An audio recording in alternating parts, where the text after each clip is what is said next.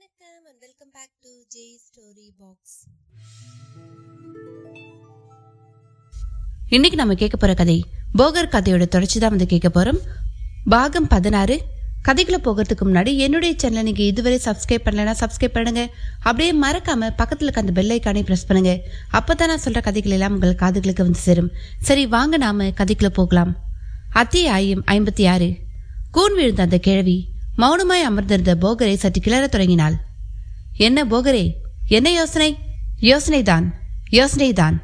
அந்த ஆதி பரம்பொருளின் சிருஷ்டியை என்னையும் மீறி வியக்க தொடங்கிவிட்டேன். எங்களை பார்த்தால் வியக்க தோன்றாது, பயப்படத்தான் தோன்றும். ஆம், அச்சம் தொலைந்த என் மனதுக்குள்ளும் உங்கள் பேச்சு அச்சத்தை எட்டி பார்க்க செய்தது. எனக்குள் இனி அறிய ஏதுமில்லை என்றொரு எண்ணம் ஒரு ஓரமாய் இருந்தது. அது நீங்க வேண்டுமென்றே அகத்தியர் பெருமான் என்னை இங்கு சென்று வர பணித்ததாக கருதுகிறேன். ஓ, அகத்தியனா? ஒருமையில் அழைக்கிறீர்களே, அவரை நன்கு அறிவீரோ? நாங்கள் தீர்க்க வம்சமெனில் முத்திர வம்சத்தவர்கள் என்பாரும் இம்மண்ணில் உண்டு. அவ்வம்சாவளி பெண்ணை மணந்து எங்களுக்கு மாப்பிள்ளையாகி போனவர் அவர். லோபமுத்ரா தேவியை கூறுகிறீரோ? ஆம், அவளைதான். இயற்கையாய் இறந்தும் முக்தியை அடையாமல் அலைந்து திரிந்த அவரின் முன்னோர்களுக்கு ஈமக்கடன் செய்யும் ஒரு கடமை அவருக்கு இருந்தது. ஈமக்கடனை சன்னியாசியாக இருந்து செய்யக்கூடாது. ஒரு ஆணும் பெண்ணும் இணைந்து குடும்பத்தவனாக செய்தாலே அது முழுமை பெற்றிடும். எனவே தான் அகத்தியர் சந்நியாசம் விடுத்து கிரகஸ்தனாக, அதாவது குடும்பத்தவனாக மாறினார். பல ரிஷிகளும் முனிவர்களும் கிரகஸ்தாசிரமர்களே. தன் உடலை தந்த பெற்றோர் கடனை அடைக்காமல் ஒருவர் தன் உடலில் இருந்து விடுபட முடியாது என்பதுதானே தர்மம்.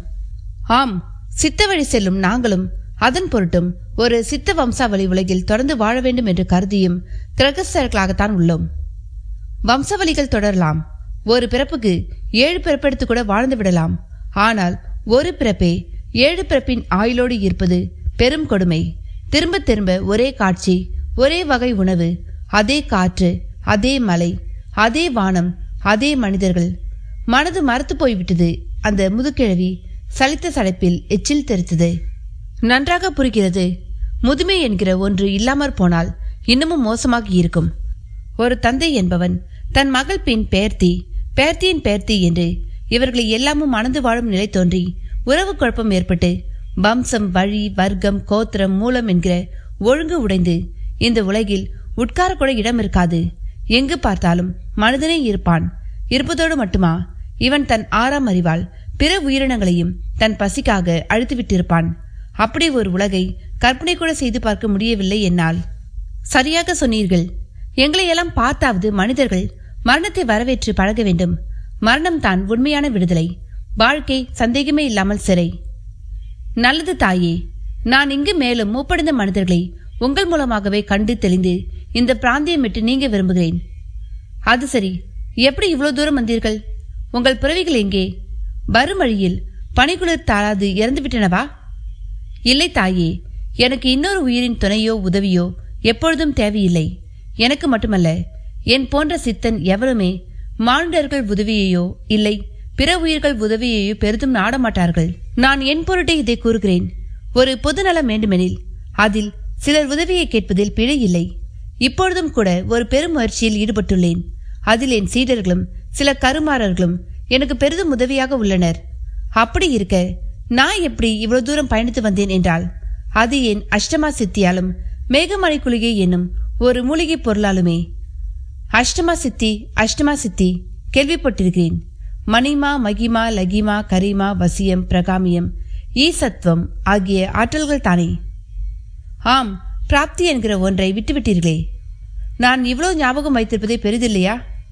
பெரிதுதான், பாராட்டுகிறேன். தான் பிறரை காண செல்லலாமா? வாருங்கள், போகலாம். நீங்கள் இம்மட்டில் எனக்கு ஒரு உதவி செய்ய வேண்டும். ஒரு நாய் செருக்கு பலகையில் அமர்ந்தே நான் வர இயலும். நீங்களும் அதுபோல் வருவீர்களா? அவசியமில்லை. ஒரு நாய்க்கு நான் கடன்பட விரும்பவில்லை. ஒரு கர்மத்தால் அதுவே இப்பிறப்பெடுத்துள்ளது. அத்திரமா பங்கு போடுவது? எனில் நாங்கள் அதனிடம் பங்கு போட்டுக் கொள்கிறோமா? அதில் என்ன சந்தேகம்? சார்ந்து வாழ்ந்திடும் வாழ்வே கர்ம வாழ்வு தானே. ஒருவர் கர்மத்தை ஒருவர் பெற்று ஒரு வட்ட சுழற்சியாக அது நிகழ்ந்து கொண்டே அல்வா செல்லும். அதில் தவறேதும் உள்ளதா? உலகில் உண்மையில் தவறென்றும் சரி என்றும் ஒன்று இல்லை தாயே. ஆனால் மாயைக்குள் அது மிக உண்டு. அது இருந்தாலே உலகமும் இயங்க முடியும். இதைத்தான் புரியாத சித்தன் பேச்சு என்கிறார்களோ? புரியவில்லை என்றால் அப்படி சொல்பவர் கர்ம வாழ்வு வசம் மிக ஆழமாக சிக்கிக் கொண்டிருக்கிறார் என்று பொருள். போகர் சற்று நகைச்சுவையாக சொல்லிவிட்டு, உங்களை நான் தூக்கிக் கொள்கிறேன், நீங்கள் வழிகாட்டுங்கள். குறிப்பாக மிக வயதான அந்த மனிதரை நான் காண வேண்டும். என் வரையில் அவர் ஒரு மானுட தேவர் என்றார். தேவர்கள் எங்களைப் போல் உடல் சுருங்கி நைந்தவர்களாகவா உள்ளனர்? அமுதத்தால் அவர்கள் உடம்பை வென்றுவிட்டனர். நாங்கள் கல்பங்களால் பூமண்டலத்தில் அதை ஓரளவு சாதித்துள்ளோம். மற்றவர்களுக்கு அசையும் அடைத்து திசுவோம் மாற்றம் கண்டே தீர வேண்டும். இது இயற்கை நியதி. அந்த கல்பங்கள் எங்களுக்கு பயன்படாதா? எங்களுக்கு அதை தாங்கள் தரக்கூடாதா? ஏலாதமா? சித்தம் தெரிந்தாலே கல்பம் பயன் தரும். அதற்கு என்ன செய்ய வேண்டும்? இப்படி பேசுவதை நிறுத்த வேண்டும். வெளியே பார்க்கக்கூடாது. கண்களை மூடி உள்ளே பார்க்க வேண்டும். சுவாசத்தை கணக்கிட வேண்டும். என்ன குதிரைகளை இழுத்து கட்டி அடக்கி நிறுத்த வேண்டும். இது போல நிறைய உள்ளதமா? அப்படியானால் எங்களுக்கு விமோசனமே இல்லையா? ஏன் இல்லாமல்? ஒரு மண்புழுவிற்கும் அதற்கென்று ஒரு வாழ்வை அந்த பரம்பொருள் வழங்கியுள்ளது. நம் வாழ்வை வாழ விடாதபடி செய்பவை இரண்டு தான். ஒன்று ஆசை, அடுத்து தெளிவில்லாமை. தெளிவேற்பட்டால் ஆசை சீராகும். அது சீரானால் போதும், எதுவும் பெரிதில்லை சிறிதுமில்லை என்கிற புரிதல் தோன்றிவிடும். நீங்கள் இப்படி சொல்வதால் எனக்கொன்று புரிந்துவிடப் போவதில்லை. என் இடத்தில் நீங்கள் இருந்தால் என்ன செய்வீர்கள்? வருந்துவீர்களா, இல்லை மகிழ்வீர்களா? பதில் கூறுங்கள். தவம் செய்வேன். என்ன தவம் செய்வீரோ? ஆம், புலன்களை ஒடுக்கி தவம் செய்வேன். தவம் புரிவது என்பது ஒரு போர்க்களத்தில் கோடானு கோடி பேரை வெற்றி கொள்வதை விட பெரிய செயல். தவத்தால் உங்களை முதலில் அடக்கி வென்றிடுங்கள். அதன்பின் இந்த உடம்பு ஒரு வீடு மட்டுமே என்பது தெளிவாகி மனதால் ஏகாந்தமாய் வாழ தெரிந்தவராகி விடுவீர். உங்கள் கருத்தை ஏற்கிறேன். இனி ஐயோ என வருந்த மாட்டேன். தவம் புரிவேன், புலன்களை அடக்குகிறேன். எனக்கு அதன் நிமித்தம் மந்திரோபதேசம் செய்வீர்களா? தாராளமாக. என்றால் வாருங்கள், முதலில் காண வேண்டியவர்களை காணுங்கள், பின் எனக்கு மந்திரோபதேசமும் செய்திருங்கள். போகர் அந்த முதுகிழவியை ஒரு குழந்தையை போல் தூக்கி கொண்டார். அனல் புலத்தை விட்டும் அகன்றார். கன்னிவாடி குகைக்குள் தண்டமானி தெய்வத்தின் வரைபடத்தை வைத்துக்கொண்டு மெழுகாலையை உருவத்தை உருவாக்கி கொண்டிருந்தார்கள் கருமார்கள் இருவரும். வெளியே ஒரு திறந்த பரப்பில் சமதளமான பாறை ஒன்றில் குழி ஒன்றை உருவாக்கி உரல் போல் வடிவமைத்துக் கொண்டிருந்தனர் நாரண பாண்டியும் மருதனும். மறுபுறத்தில் ஒரு கல்மொழிவியை பொழித்தபடி இருந்தான் அகப்பை முத்து. சமதள பாறையில் காய்ப்புக்கான தளத்தை செவ்வக வடிவில் உருவாக்கி விளிம்பில் ஒரு விரல் பருமனுக்கான குழிவை அமைத்து அதில் நீரை விட்டபொழுது அந்த செவ்வக பரப்பு நீராழியால் அமைக்கப்பட கோட்டை போலானது. அதனுள் காயப்போடும் செந்தாடு பாவை கொண்டு உருவாக்கப்பட்ட கலவை பாதுகாப்பாய் ஊர்வனவற்றால் தீண்ட முடியாதபடி இருக்கும். மற்றொரு புறத்தில் காய்ந்த மரத்துண்டுகள், சுள்ளிகள், பல்வேறு வடிவில் பானைகள், கலையங்கள், மூங்கில் கொண்டு வணையப்பட்ட சிப்பங்கள், தட்டுகள், கூடைகள் என்று பலவித பொருட்கள் அடுக்கப்பட்டு அவற்றுக்கு மேல் ஒரு பந்தலமைக்கும் முனைப்பில் இருந்தான் மல்லி. அவனுக்கு ஒத்தாசை சிவமணி. இதுபோக மலைத்தாவர கொடிகள் கொண்டு உருவாக்கப்பட்ட கயிறு போன்ற வலைசுருள்களுடன் மூங்கில்களும் இரும்பு சங்கிலிகளும் கூட அங்கு இருந்தன. ஒருபுறம் பாஷாணத்தை தூக்குத்தராசில் எடையிட்டு கொடுக்கும் சங்கன், அதை ஒன்றாக்கி மரவாளிகளில் போட்டு கலக்கும் அஞ்சுகன் என்று எல்லோருமே பெரும் முனைப்புடன் இருந்தனர். ஒரு கண்ணாடி குடுவியில் பாதரசம் இருந்தது. வெயில் படவும் அது கண் கூசும் அளவு பளிரிட்டது. ரசமும் சரி, கண்ணாடி குடுவையும் சரி, அவர்கள் வரையில் அங்கு இருப்பதிலேயே அபூர்வமான பொருளாகும். குறிப்பாக கருமார்களான ஆழிமுத்துவுக்கும் செங்கானுக்கும் கண்ணாடியை எப்பாடுபட்டாவது ஒரு உலை அமைத்து உருவாக்கிவிடும் எண்ணம் இருந்தபடியேதான் இருந்தது. போகர் பிரான் அதை அவர்களுக்கு கற்றுத்தர சித்தமாக இருந்தது எண்ணி அவர்களும் மகிழ்வில் இருந்தனர். மொத்தத்தில் பெருமுனைப்புடன் எல்லோரும் பாடுபட்டபடி இருக்க செங்கான் ஆழிமுத்துவை பார்த்து லேசாய் சைகை செய்தபடி எழுந்து வெளியில் சென்றான். வெளியே சென்றவன் மண்கலியை எடுத்துக்கொண்டு குகைக்கு பின்புறமுள்ள பாறைகள் மேல் ஏறி செல்லலானான். அவன் போவதை வெளியே குழியை உருவாக்கியபடி இருந்த நாரண பாண்டியும் மருதனும் பார்த்தனர். சில நொடி வித்தியாசத்தில் ஆழிமுத்து பின் சென்றதையும் பார்த்தனர். கையில் மண்கிளியோடு சென்றாலே அது இயற்கை உபாதிக்குத்தான் என்பது எல்லோருக்கும் தெரிந்த ஒரு விஷயம்தான். ஒரே சமயத்தில் இருவரும் சென்றது மட்டும் மருதனை குடைய தொடங்கியது. நாரணா, ஏ மருதா, இந்த ஆழியும் செங்கானம் எங்க போறாங்க? நான் பார்க்கலையே. ஆமா, எதுக்கு கேட்குற? எனக்கு என்னமோ ஐயமாவே இருக்கு. இவங்க ஏதோ ரகசியமா செய்யறாங்க. ரகசியமாவா? ஆமா, நடுராத்திரி எழுந்திருச்சு 2 பேரும் வெளியே போயிட்டு பேசிட்டு வராங்க. அடிக்கடி கருவிப்பட்டியை திறந்து திறந்து பாக்குறாங்க. நான் தூங்கிட்டதால இதை உணரல. இப்ப கூட ரகசியமா தான் எங்கேயோ போறாங்க. வா, நாமளும் போய் பார்ப்போம். பணியை விட்டுட்டா இப்ப என்ன, வந்து வரவா பார்ப்போம். அட வானா.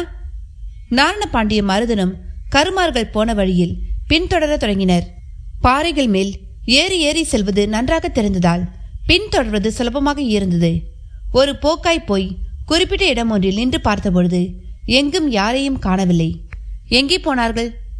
இருவரும் நாலாபுரமும் பார்த்த சமயத்தில் ஒரு பச்சோந்தி பாறை ஒன்றின் மேல் அதன் நிறத்திற்கேற்ப மாறியதோடு 2 கால்களை மட்டும் உயர்த்தி கொண்டு பாயப் போவது போல் பார்த்தது. ஏராளமான பிரண்டை செடிகளோடு நாயுருவியும் கண்டங்கத்திரியும் தழைத்திருக்க அதில் ஒரு பச்சை பாம்பு மிக உற்று பார்த்தால் மட்டுமே கண்டுபிடிக்க முடிந்த விதத்தில் தொங்கிக் கொண்டிருப்பது போல் தெரிந்தது. ஆங்காங்கே விலங்குகளின் எச்சங்களும் காணப்பட்டன. மருதா, என்னவே மாயமாயிட்டாங்க? இந்த பக்கம் தானே வந்தாங்க. இங்கனத்தான் எங்கேயோ அவங்க இருக்கணும் என்னும் பொழுது தொம் தொம் என்று ஒரு தோல்பறை ஒலி கேட்டது.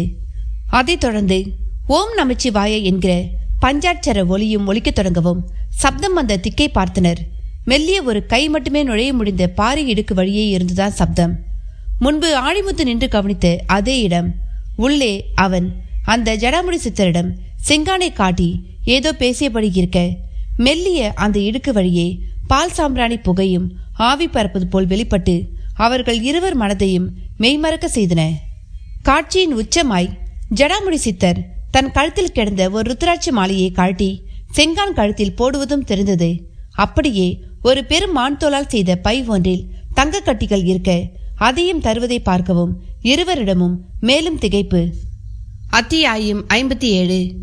மான் தோல்பை நிறைய தங்க கட்டிகளை தருவதை பார்த்த நாரண பாண்டிய மருதனும் விக்கித்து விடைத்திர உள்ளே அந்த ஜடாமுடி சித்தர் ஆழிமுத்துவிடமும் செங்கானிடமும் விளக்கமளிக்க தொடங்கியிருந்தார்.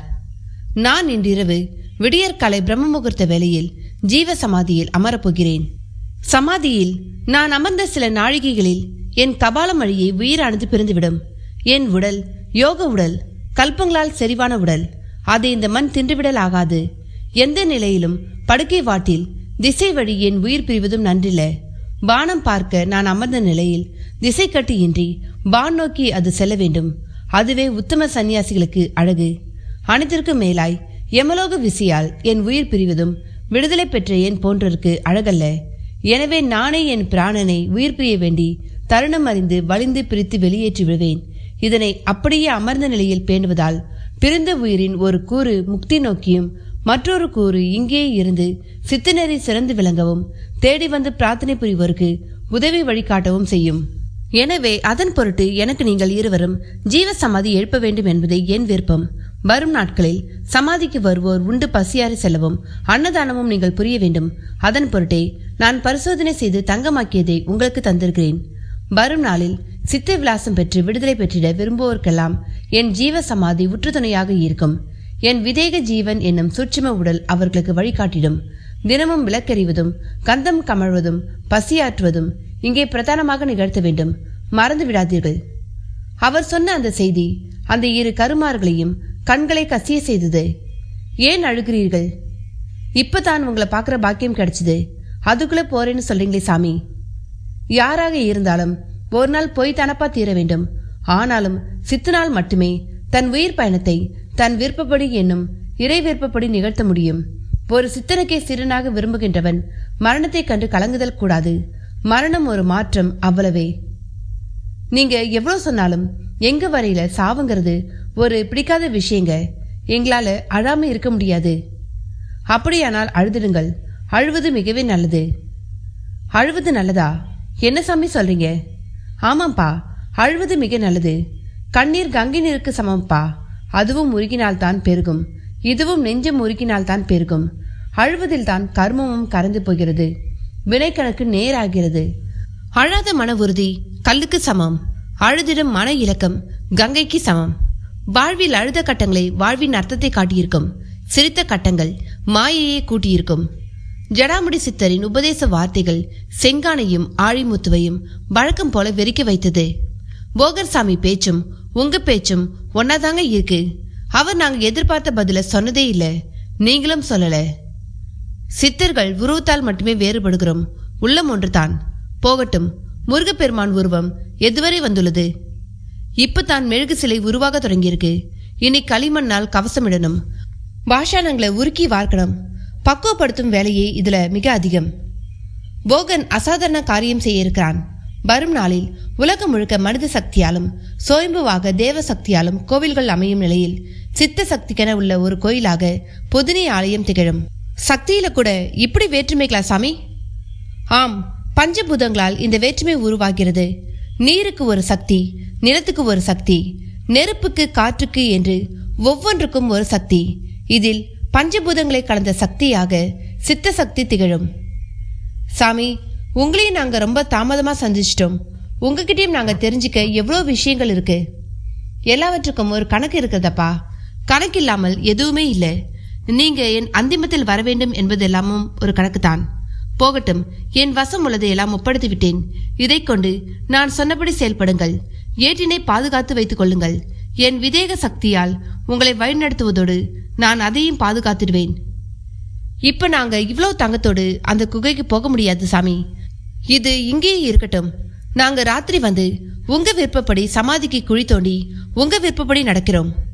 ஆழிமுத்துவும் செங்கானம் சொன்னதை கேட்டு சிரித்த அந்த சித்தர், எனக்கு உதவிட இன்னும் 2 பேர் வந்திருப்பது உங்களுக்கு தெரியுமா என்று கேட்டார். இருவருமே அதை கேட்டு திகைக்கவும் சித்தர் பக்கவாட்டு பாறையை உற்று பார்க்க அது மெல்ல விலகி புறத்தில் நின்று கொண்டிருந்த நாரண பாண்டியும் மருதனும் தெரிந்தனர். அவர்களிடமும் பெருந்திகைப்பு. சித்தர் அவர்களை உள்ளே அழைத்தார். வாருங்கள், இதென்ன கள்ளத்தனம்? அவரது கேள்வி எடுத்து எடுப்பிலேயே இடித்தது.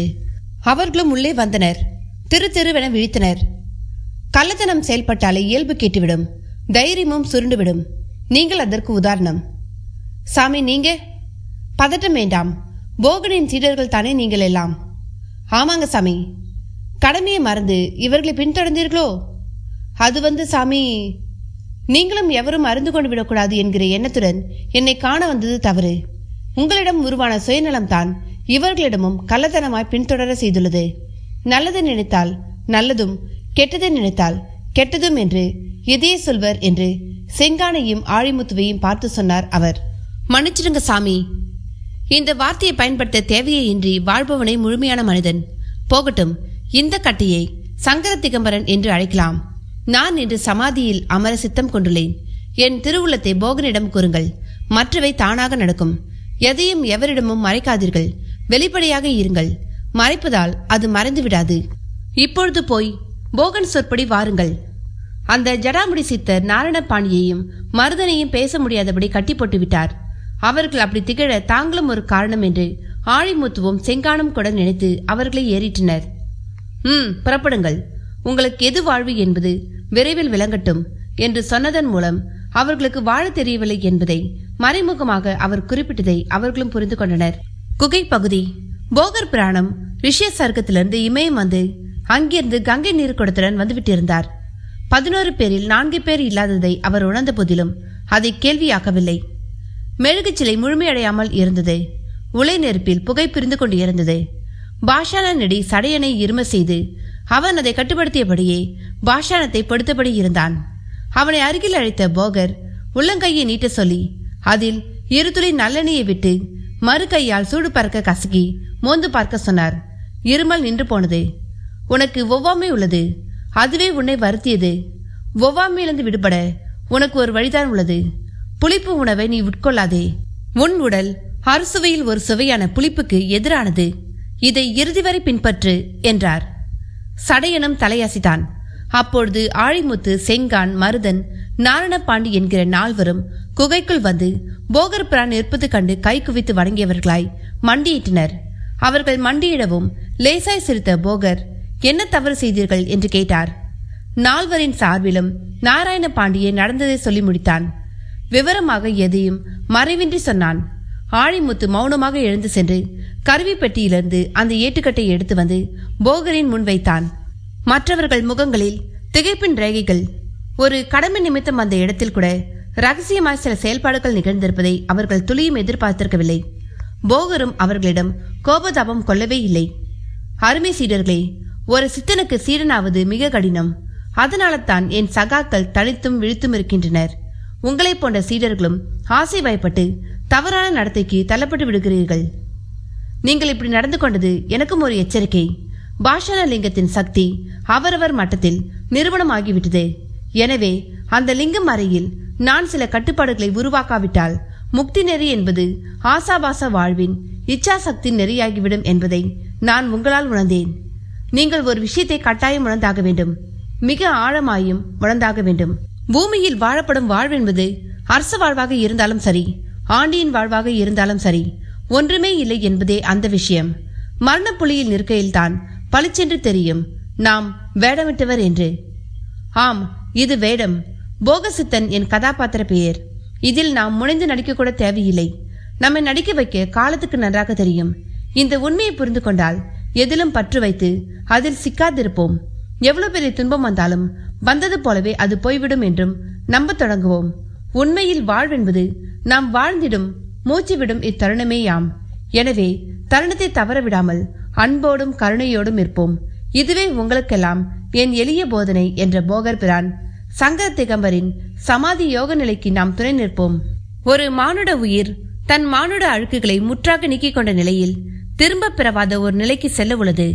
அதன் நிமித்தம் உரிய இடத்தை தேர்வு செய்து அதில் மகா சமாதி அமைப்போம். இது ஒரு அரிய நிகழ்வு. அதன் பின் இங்கே நம் பணிகளை தொடங்குவோம் என்று கூறிட சீடர்களிடம் மகா சமாதி தொடர்பாக பல கேள்விகள். குறிப்பாக அஞ்சுகன் போகர் முன் வந்தவனாய், பிரானே, திரும்ப பெறவாத ஒரு நிலைக்கு சங்கர திகம்பரர் செலவிருப்பதாக கூறினீர்கள். அப்படி இருக்க அவர் உடலை சமாதியில் இட்டு வணங்குவதால் நமக்கு அதில் என்ன பெரிதாக நன்மை கிடைத்துவிடும்? உயிரற்ற உடல் அழுகும் மாமிசம் தானே, அதற்கு எதற்கு வணக்கமும் முறையும் என்று கேட்டான். மிக சிறந்த கேள்வி இது. கேள்வி என்றால் இப்படித்தான் இருக்க வேண்டும். ஒரு யோகியின் உடல் அழுகும் மாமிசம் அல்ல. இதை முதலில் புரிந்து கொள்ளுங்கள். எந்த நிலையிலும் ஒரு யோகி, இல்லையாயின் ஒரு முனிவன், ஒரு சித்தன், இவர்களின் உடல் அழுகிடும் மாமிசமாகவே ஆகவே ஆகிடாது. அது ஒட்டி சுருங்கும். வற்றி காய்ந்து போகும் எலும்புகளும் இரும்பின் உறுதிக்கும் மேலானதாக இருக்கும். இரும்பு கூட துருவேற்றம் கொள்ளும். ஆனால் இவர்களின் எலும்புகள் அப்படியேதான் இருக்கும். எத்தனை ஆயிரம் ஆண்டு ஆனாலும் இதில் மாற்றம் நிகழாது. அதற்கு காரணம் ரசாயன குணங்களற்ற உணவு பழக்கம், கல்ப மூலிகைகளால் உண்டான உறுதி, தளர்வுறாத நரம்புகள் என்று உடம்பெனும் வீட்டை உறுதி செய்து கொண்டதுதான். வேறென்ன? அப்படியாயின் மிக உறுதியான சிதைவில்லாத உடல் என்று இதனை கூறலாம். இந்த உடலுக்குள் உயிரில்லாத நிலையில் இது உறுதியான மனப்பாறைக்கு வேண்டுமானால் சமமாகலாம். இதற்கு அருளும் சக்தியும் வழிகாட்டும் தன்மையும் எப்படி இருக்க முடியும்? மலைப்பாறை என்று நீ கூறும் கல்லில் உருவம் சமைத்து அதை பிரதிஷ்டை செய்து அவ்வேளையில் அச்சிலையின் காலடியில் மருந்து சாற்றி பின் அதன் முன் நின்று ஒளி எழுப்பிட, அதாவது மந்திரங்கள் ஓதுதல். அந்த ஒளி அக்கல்லில் பட்டு தெரித்து விண்ணில் உள்ள அதன் மூலத்துடன் கூடி செயல்பட தொடங்கும். அதன் முன் நாம் பரிவுடன், பக்தியுடன், உருக்கமான எண்ணங்களுடன் வணங்கி நின்றிட நம் எண்ணங்கள் விண் தொடர்புடைய அதோடு இணைந்திடும். அதன் காரணமாக விண் தொடர்பு வணங்குவோருக்கு ஏற்படும். மண்ணில் வாழ்வோனை விண்ணில் இணைக்கும் ஒரு சாதனமாகவே நடுவில் இறை உருவில் கல்லில் நிற்கிறது. இதனால் சப்த வடிவிலான மனம் சமநிலை அடையும். அவ்வாறு அது அடைவதையே நிம்மதி என்றும் சாந்தி என்றும் நாம் கூறுகிறோம். ஒரு கல் விக்கிரகம் கோவிலில் இருந்து செய்வதை ஒரு சித்தன் உடல் சமாதியிலிருந்து செய்திடும். இந்த சித்தன் செயலை பதஞ்சலியார் தன் பாட்டாளியை நமக்கு உணர்த்துகிறார். அந்த பாடலை சொல்கிறேன், கேளுங்கள். தன் சூத்திரத்தில் அவர் கூறியதை நான் எளிய சொல் கொண்டு உணர்த்துகிறேன். மூடாமல் 9 வாசலையை விட்டு, மூத்திர பாதை வழி மூச்சை விட்டு, சூடான மேகத்தால் வியாதி பூண்டு தூங்கி எல்லோ மாண்டார்கள் தொழும்பர் எல்லாம். இந்த பாடலுக்குள் நம் உடம்பினுள் அடங்கியிருக்கும் சூக்கும சரீரம் பற்றிய குறிப்பு உள்ளது. இந்த சூக்கும சரீரத்துடன் நாம் விடும் மூச்சு காற்றை தொடர்பு படுத்தி வெளிவரும் மூச்சை உள்விடுவதாய் மாற்றும் பொழுது இந்த சரீரம் விண் தொடர்பிலிருந்து விலகாமலும் அதே சமயம் தனக்குள் சூக்கும சரீரத்தோடு இயங்க தொடங்கும். அது காற்று வடிவானதால் உடம்பை விட்டு நீங்கி அது நடமாடிடும். அதே சமயம் தன் பரு உடல் தொடர்பும் செயலாற்றும். இந்த சூக்கும உடலால் உரத்து பேச மட்டும் இயலாது. ஆனால் இது எங்கும் செல்லும், எவருள்ளும் புகும். அதோடு தொடர்பு கொண்டு அதையும் இயக்கி தன்னையும் இயக்கிக் கொள்ளும். ஞானியர்கள், சித்தர்கள் இவ்வாறு உடம்பின்றி இயங்குவர். சூக்கும் உடம்பாலும் யோகத்தில் இலைப்பாரிடுவர். இவ்வேளை உங்களுக்கெல்லாம் நான் ஒரு கருத்தை அழுத்தமாக கூற விரும்புகிறேன். நானும் இவ்வனமே என் உடலை உதிர்த்து சூக்கும உடலுடன் என் சமாதியில் யோகத்தில் ஆழ்ந்தும் நான் விரும்பும் சமயம் எங்கும் சென்று வரவும் முடிந்த ஒரு ஜீவனாக திகழவே விரும்புகிறேன். இப்பொழுது நான் உரைத்த அவ்வளவும் இந்த உலகில் ஒரு புழுவுக்கு கூட சாத்தியம். இதில் மந்திர மாயம் ஏதுமில்லை. உண்மையில் மாயம் என்கிற ஒன்றே உலகில் இல்லை. ஒரு காரியம் பிரபஞ்ச விதிகளுக்கு கட்டுப்பட்டு நடந்தால் அது இயல்பு. அந்த விதிகளுக்கு அப்பாற்பட்டு மிக வேகமாக நடந்தால் அது யோகம். யோகத்தையே மாயமாக உலக கருதுகிறது. போகர் பிரான் உடல் குறித்து கூறிய விளக்கங்களுடன் சங்கர திகம்பரனின் சமாதி நிலை காண அனைவரும் புறப்பட்டனர். போகர் அவர்களை வழிநடத்தி சங்கர திகம்பரரின் மலைக்குகை நோக்கி நடக்கலானார். அத்தியாயம் 58. அது ஒரு அந்தி சாயும் வேலை. வெய்ய கதிரவன் மேற்கில் மேகப்பொதிகளால் சிறையிடப்பட்டிருந்தான். தென்மேற்கு பருவ காற்று பருவ மங்கையானவள் மஞ்சளை பூசிக்கொள்வது போல் கூதலை தன் புலப்படா மேனிமேல் பூசிக்கொண்டு அதிவேகமின்றி வீசியபடி இருந்தது. இவ்வேளையில் போகர் பிரானோடு சீடர்கள் அத்தனை பேரும் மலைப்பாறைகளின் மேல் ஒரு நேர்கோட்டில் நடந்து சென்ற விதமே காண கண்கொள்ளா காட்சியாக இருந்தது. போகருக்கு பின்னால் புலிப்பாணி இருந்தான். போகர் தான் கொண்டிருந்த கங்கை நீரின் ஒரு பகுதியை புலிப்பாணி வசம் தந்து அவனை எடுத்து வர பணித்திருந்தார். அவன் அதை ஒரு களையத்தில் இட்டு களைய கழுத்திற்கு வாழைநார் கயிற்றில் வளைமுடி போட்டு தோளில் தொங்குமணம் கட்டியிருந்தான். அவனுக்கு பின்னே அஞ்சுகன், அவனுக்கும் பின்னே சங்கன், நாரணபாண்டி என்று அந்த வரிசை உருவாகிவிட்டிருந்தது. இறுதியில் இருந்தனர் ஆழிமுத்துவும் செங்கனும். இருவரிடமும் பெரிதாய் உற்சாகமில்லை. கைக்கு எட்டியது பாய்க்கு எட்டாது போய்விட்டது போல் ஒரு உணர்வு அவர்களுக்குள். நடப்பது எதுவுமே தங்கள் கையில் இல்லை என்பது போலவும் ஒரு விசாரமான சிந்தனை. நாரண பாண்டியனும் மருதனும் தங்களை ரகசியமாக பின்தொடர்ந்து வந்து எல்லாவற்றையும் கெடுத்து விட்டதாகவே மனதும் கருதியது. இப்படி நினைத்து பார்க்க கூட அச்சமாக இருந்தது. தங்களுடைய எண்ண ஓட்டத்தை போகர் கண்டுபிடித்து வெளிப்படையாக கேட்டுவிடுவார் என்கிற பயமே இருந்தது. நடந்து செல்வோர் ஓரிடத்தில் சற்று துர்நாற்றத்தையும் பருந்துகளின் கூட்டத்தையும் கண்டனர். வரையாடு ஒன்றை சிறுத்தை ஒன்று உண்டு துப்பியிருந்த மிச்சங்கள் தான் நாற்றத்திற்கு காரணம். பருந்துகள் அந்த மிச்சங்களை தன் அலகுகளால் குத்தி கிழித்தபடி உண்ண முயன்று கொண்டிருந்தன. வரிசையில் ஒரு கூட்டம் வருவதைக் கண்டு படபடத்து பறக்க முனைந்தன. ஒரு பருந்து வரையாட்டின் கண்களை தன் அலகால் கொத்தி பிடித்தபடி விண்ணில் எகிரியது. அக்காட்சி போகர் உள்ளிட்ட சகலரிடமும் ஒரு இரக்க உணர்வோடு கூடிய பரிதவிப்பான உணர்ச்சியை உருவாக்கிற்று. போகர் வரையாட்டின் இறைச்சியை உற்று நோக்கினார். அவருள் பெரியதாய் சிந்தனையோட்டம். அதை கண்ட புலிப்பாணி அவர் முகத்தை கூர்ந்து பார்த்தான். என்ன பார்க்கிறாய்? இக்காட்சி தங்களை வருத்துவது போல் உணர்கிறேன். வருத்தம் உனக்கில்லையா? எல்லோருக்கும் தான் பிரானே. அதுதான் 6வது அறிவின் வினைப்பாடு. தாங்கள் கூற வந்தது புரியவில்லை.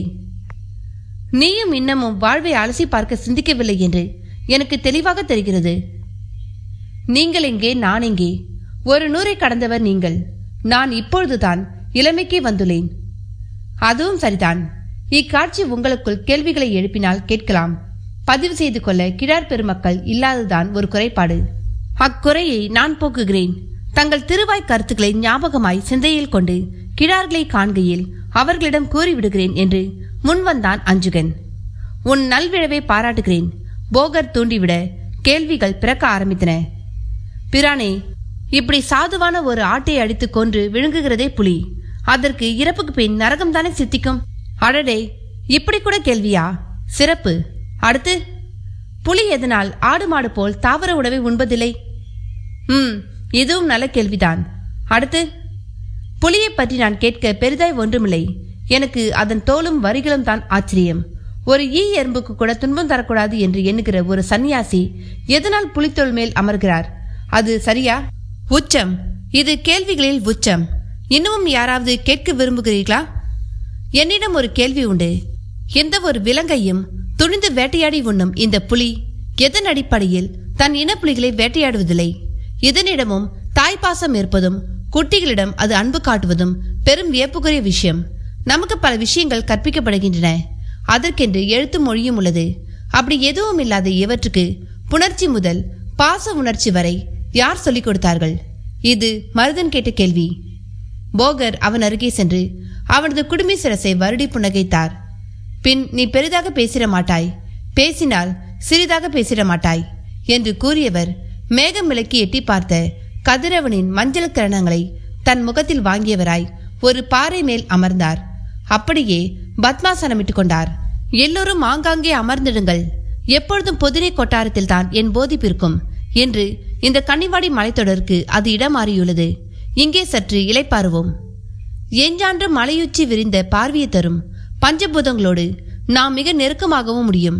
தரைப்பரப்பில் எப்பொழுதும் நமக்கு அரை பார்வைதான், அதில் அகப்படுபவையும் குறைவானவைதான். ஆனால் மலையுச்சி அப்படியல்ல, அது நமக்கு ஏராளமான மலைகளை காட்டும். பாருங்கள், அதோ கன்னிவாடி நிலப்பரப்பு, இதோ இப்பக்கம் பொதினி ஊடாக சேர நாட்டின் வியாபகம், என் முதுகுக்கு பின்னால் பாண்டிய மண்டலம், இடக்கைப்புறம் திருவரங்கத்தையும் தஞ்சையும் உள்ளடக்கிய சோழ சாம்ராஜ்யம். இதன் திசைகளை அறிந்து உணர அதோ மேற்கு வான கதிரவன் நமக்கு உதவி கொண்டிருக்கிறான். இவன் இல்லாவிட்டால் இந்த பூமி பந்தில் நீங்களும் நானும் உட்பட எவரும் இருக்க வாய்ப்பில்லை. போகட்டும், இந்த புலி குறித்த சிந்தனைக்கு வருகிறேன். புலி இப்படி பிற உயிர்களை கொண்டு தின்கிறதே, அது பாவமில்லையா என்பதே முதல் கேள்வி. இல்லை, பாவமும் புண்ணியமும் ஆறறிவு கொண்ட மனிதனுக்கு மட்டுமே. மனதால் பாவிப்பது, அதாவது எண்ணுவது என்பதே பாவம் புண்ணியம் என்றாகிறது. எண்ணம் நல்லதானால் அது புண்ணியம், கெடுதலானால் அது பாவம். பரம்பொருளின் படைப்பில் புலியும் சிங்கமும் இல்லாவிட்டால் ஆடும் மாடும் மானும் குதிரையும் பெருகி அதனால் தாவரங்கள் பெரிதும் அழிந்து சமநிலை மாறி உயிர் வாழ்வில் தடுமாற்றம் ஏற்பட்டுவிடும். ஒரு காடு சமநிலையில் திகழ இப்படி ஒரு வடிவமைப்பு தேவை. இதை வடிவமைத்த பரம்பொருளின் பேரறிவை போற்ற வார்த்தைகள் இல்லை நம்மிடம். இப்படி நான் கூறுவதால் ஒரு சமாதானம் மனதுக்கு ஏற்படாது. பாவம் இந்த தாவர பட்சினிகள் என்றுதான் நினைக்க தோன்றும். ஒரு மானையும் மாட்டையும் நினைத்து அவ்வாறு என்ன தேவையில்லை. தாவர பட்சினியானது தன் வாழ்நாளில் தான் ஒரு மாமிச பட்சினிக்கு உணவாகும் பொழுது மட்டுமே துன்பத்தை அடைகிறது. அதுவும் சில பல நொடிகளே. அதன் மாமிச உடல் உண்ணும் விலங்கின் உடல் பாகமாக பின் மாறிவிடுகிறது. இதுதான் அறியா ஒரு தியாகம் என்றும் கூறலாம். 100 மான்களின் கூட்டணியே ஒரு புலி எனலாம். உயிர்களுக்கு இன்பமும் துன்பமும் சமமாக பகிர்ந்தளிக்கப்பட்டுள்ளது. இரண்டையும் ஒரு உயிர் உணர்ந்தாலே அது தன் பயணத்தில் அடுத்தடுத்த மாற்றங்களை அடைய முடியும். ஒரு துறவி புலித்தோல் ஆசனத்தை கொண்டிருப்பது தத்துவ அடிப்படையில். ஒரு புலிக்குள் எல்லா உயிர்களும் அடங்கிவிடும். ஆனால் எது ஒன்றும் புலியை அடக்க முடியாது. இது மாமிச பட்சினிகள் சகலத்துக்கும் பொருந்தும். இதில் மனிதன் புலியை வேட்டையாடி வீழ்த்துவதை இணைத்து பார்க்க கூடாது. மனிதன் புலியோடு தன் உடல் பலத்தோடு எப்பொழுதும் மோதுவதில்லை. தன் அறிவு திறத்தால் கருவியை கண்டறிந்து அதன் மூலமே மோதுகிறான். எனவே புலியை சாதாரணமாக கருதிவிடக்கூடாது. அது தன்னுள் சகலத்தையும் அடக்கிக் கொள்கிறது. பசித்தாலும் புல்லை தின்பதில்லை. ஒரு சன்னியாசியும் தன்னுள் உலகை அடக்கிக் கொள்கிறான். எது நடந்தாலும் தன்னிலை மாறாது உறுதியோடு இருக்கிறான். அதன் குறியீடே புலித்தோல். இதை ஒரு சன்னியாசி ஒரு புலியை கொன்று அடைவதில்லை. இயற்கையாய் இறந்த புலியின் தொலையை பயன்படுத்துகிறான். மேலான இன்னொரு காரணமும் உள்ளது. ஒரு புலி ரஜோ மற்றும் தமோ குணத்தின் வடிவம். மனிதனின் முகத்துக்கு இந்த குணங்கள் உதவாது. எனவே அதை அழித்து மனதை சத்துவ குணத்தில் நிலைப்படுத்தி இருப்பதையே புலித்தோல் ஒருவருக்கு உணர்த்துகிறது. இதன் தோல்தான் சிவனின் இடையாடை. அழித்து காப்பது சிவனருள், அதாவது செருக்கு, பற்று, காமம் என்பவற்றை அழித்து அவன் நம் ஆன்மாவை காக்கிறான். அதன் குறியீடே சிவபெருமானின் ஆடையாக புலித்தோல் இருப்பதன் காரணம். இப்படிப்பட்ட புலித்தோல் பதம் செய்த நிலையில் ஒரு கல்ப காலம், அதாவது 1000 வருடங்களுக்கு கூட அழிவின்றி இருக்கும். உலகின் கிழிய ஆடை இதுவென சொல்லலாம். இதன் கோடுகள் நமது ரேகைகளை போன்றவை. ஒரு புலிக்கு இருப்பது போல் இன்னொன்றுக்கு இருக்காது. கோட்டை வைத்தே இதை அடையாளம் காண முடியும். பிரம்மசிருஷ்டியின் உன்னதம் நம் வரியில் நம் கைரேகை என்றால் புலியிடம் அதன் வரிகளே. போகர் பெருமானின் புலி குறித்த விளக்கம் எல்லோரையும் ஒருமுறை பிரமிப்பில் ஆழ்த்தியது. இருப்பினும் இந்த விளக்கத்தை வைத்தே ஒரு கேள்வி மல்லியிடம் முளைவிட்டிருந்தது. பிரானே, ஒரு வரையாட்டின் சாவும் அதன் மாமிசமும் ஏற்படுத்திய தாக்கத்தால் சிருஷ்டியின் பல உன்னதங்கள் புரிய வந்தன. மனிதன் எதனால் மேலானவன் என்பதும் தாங்கள் எதுவும் சொல்லாமலேயே புரிந்து போனது. இருப்பினும் ஒரு கேள்வி நெருடுகிறது. ஆறறிவில்லாத உணர்வால் வாழும் ஒரு புலிக்குள் தன் ஆத்மாவை புகுத்தி கொண்ட ஒரு சீடன் எப்படி ஒரு மனிதனுக்கு இணையாக சிந்தித்து செயல்பட முடிந்தது? புலிக்கு உண்டான அளவு தானே செயல்பட முடியும் என்று கேட்டே விட்டான். இதுவும் மிக சிறந்த கேள்வியே. கூடுவிட்டு கூடு பாகியில் ஒரு மனிதனின் ஆத்ம உடல் ஸ்வேத உடல் என்றாகிவிடுகிறது. ஸ்வேத உடல் 100% ஸ்தூல உடலுக்கு இணையானது. எனவே அது எந்த உடலுக்குள் நுழைந்த போதும் செயலாற்றும். இங்கே நான் ஒரு கேள்வியை கேட்க விரும்புகிறேன். கேட்கலாமா? அகப்பை முத்துவும் இடையீடு செய்தான். தாராளமாய் கேள். தாங்கள் ஒரு யாத்திரையின் பொழுது ஒரு வேதியர் வீட்டு திண்ணையில் தங்கினீர்கள். அப்பொழுது உள்ளே ஒரு வேத ஹோமம் செய்யப்பட்டு கொண்டிருக்க அவ்வேளை அந்த வேதியர் உங்களை வேறு திணையில் போய் அமர சொன்ன பொழுது அவர்களுக்கு பணியாமல் அங்கு நடமாடிய ஒரு பூனையின் காதில் நீங்கள் வேதம் உபதேசித்து அதை அந்த பூனை திரும்ப கூறியது இந்த வகையில் தானா? அடரே, என் வாழ்வில் எவ்வளவோ சம்பவங்கள், அதில் இதுதான் உங்கள் நினைவில் உள்ளதா? ஆம் குருவே, நினைவில் மட்டுமல்ல, இது எப்படி சாத்தியம் என்கிற கேள்வியும் பலமாகவே உள்ளது. மனிதனின் அறிவின் முன் சாத்தியமற்றது என்று எதுவும் இல்லை சீடர்களே. அதை செயல்படுத்த நாம் எதை இழக்கப் போகிறோம் என்பதில் தான் எல்லாம் உள்ளது. ஒன்றை இழக்காமல் ஒன்றை பெற இயலாது என்பதே உலக நியதி. இதுவே அடிப்படை விதி. வரும் நாள்களில் உங்களைப் போல் கேட்பவர்கள் அதிகரித்திர மனிதன் தன் அறிவால் கண்டறியாதன எல்லாம் கண்டறிவான். மனித கண்டுபிடிப்பில் இன்று நான் மகத்தானதாக கருதுவது சக்கரத்தை தான். சக்கரம் ஒரு அதிசயம், ஆச்சரியம். இது வந்த பிறகே தூரம் சிறிதானது. பக்கத்து நாடுகள் பக்கத்து ஊர்களாயின. தரைமேல் நிகழ்ந்த இந்த மாற்றம் விண்ணிலும் நிகழும். பறக்கும் கருவிகள் முதல் நம் உருவத்தை அப்படியே பதிவு செய்யும் கருவி வரை பல புதியன பிறந்திடும். நான் அடிக்கடி சென்று வரும் சீனத்தில் புதிய கருவிகளுக்கான ஆய்வுகள் நடந்து வருகின்றன. கண்ணாடி கொண்டு ஒரு சிற்றன்பை பெரிதுபடுத்தி பார்க்க இயலும். அதே போல் ஒரு யானையை சிறிதாக்கி காணவும் முடியும். வாள் கொண்டு போர் செய்யும் முறை ஒழிந்து விசை சக்தியை பயன்படுத்தி போர் செய்யும் நாள் வரும். மருத்துவத்திலும் வாயால் உண்ணும் அவசியமின்றி மருந்தானது நேராக இரத்தத்தோடு கலக்கப்படும் முறை ஊசிகளால் நிகழும். அப்படிப்பட்ட ஊசிகளில் நுண்துளையிடும் வித்தை சீனத்தில் தோண்ட தொடங்கியுள்ளது. விண்மின்னலை மண்ணகப்படுத்தி அந்த மின்னல் சக்தியை பயன்படுத்தும் அறிவுத்திறனை நோக்கி ஒரு பயணம் தொடங்கிவிட்டது. சித்த ஞானத்தில் தூரதர்ஷ்டி என்றொரு ஆற்றல் உண்டு. அதை கொண்டு ஒரு சீன யோகி வருங்கால நிகழ்வுகளை முன்கணிப்பாக கூறி அதை எழுத்து வடிவாக்கியுள்ளார். அவர் கணிப்புப்படியே அடுத்தடுத்து எல்லாம் நடந்து வருகின்றன. அவருக்கு இணையாக இத்தமிழ் மண்ணில் கோள்களின் சஞ்சாரத்தை வைத்து எண்களை அடிப்படையாக கொண்டு ஒரு கணித முறையை காலகண்ட ரிஷி என்பவர் உருவாக்கியுள்ளார். இவரின் சீடரான காலங்கிநாதர் அக்கணித முறையை பயன்படுத்தி நம் வாழ்வின் அடுத்தடுத்த நடப்புகளை கூறிவிடுவார். நம்மை பற்றி நாமே கூட இக்கணித முறையால் அறிந்து கொள்ள முடியும். அதற்கு நம் பிறந்த நேரம், நாள், வருடம், கிழமை, நட்சத்திரம் என்னும் 5 தெரிய வேண்டும். இந்த 5 அம்சங்களை கொண்டு நம் புலிப்பாணியை கூட உங்கள் வருங்காலத்தை கூறிவிடுவான். கூறியும் வருகிறான். ஆனாலும் ஒரு மனிதனுக்கே கூறிடும் இவன் ஆற்றலை பன்முகப்படுத்தி காலங்கிநாதன் காலப்பலக்கணி என்று ஒரு நூல் எழுதியுள்ளான். அதில் பிரளயம், பேரழிவு, மழைப்பொழிவு, உஷ்ணாதிக்கம், ஆட்சி மாற்றம், நாடாளுவோர் பெயர் என ஒரு தேசத்துக்கான நிகழ்வுகள் கூறப்பட்டுள்ளன. போகர் பிரான் பேச பேச எல்லோரிடமும் பெரும் பிரமிப்பு. பிரானே, அதனால் ஒருவரின் மரணத்தை எப்பொழுதென்று அறிய முடியுமா என்று கேட்டான் அகப்பை முத்து. தாராளமாய் கூற முடியும். ஒரு கல்லை எடுத்து எரியும் பொழுது எப்படி அதன் விசைக்கேற்ப அதன் தூரமும் அது சென்று விடும் இடமும் தீர்மானமாகிறதோ அப்படி ஒரு கணக்குத்தான் பிறப்பும் இறப்பும். கணிக்க தெரிவதில் தான் அது உள்ளது. கணிக்க தெரிந்தவன் வரை அது ஒரு விஷயம் மட்டுமே. தெரியாதவன் வரைதான் அது ரகசியம். பிரானே, அந்த காலப்பலக்கணி எக்காலத்துக்கும் பயன்படுமா? பயன்படும். பயன்பட வேண்டும் என்றே காலங்கிநாதர் அதை எழுதியுள்ளார். இப்பொழுது அது எங்குள்ளது? நான் செய்த பாஷண லிங்கத்தோடு அது சேர்க்கப்பட்டு விட்டது. வரப்போகும் பிரம்ம முகூர்த்த வேளையில் சமாதியாக போகும் இந்த சங்கர திகம்பரன் எழுதிய சொர்ணஜாலம் என்னும் ரசவாத ரகசியமும் அச்சிவலிங்கத்தோடு சேர்ந்திடும். அதை எதற்காக அந்த லிங்கத்தோடு சேர்க்க வேண்டும்? இந்த கேள்வியை கேட்டது யாரோ அல்ல, ஆழிமுத்துதான் கேட்டான். அதுவும் சற்று கோபமாய். அத்தியாயம் 59. ஆழிமுத்து கேட்ட விதம் எல்லோருக்குமே ஒரு ஆச்சரியம்.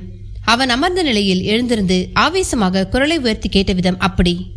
அவன் உடல் மொழியே போகருக்கு அவனது ஏமாற்றத்தை உணர்த்திவிட்டது. அங்கே அவன் நிமித்தம் ஒரு அமைதி. இடையில் விசும்பலாய் ஒளித்திடும் காற்றின் விசை மட்டும்.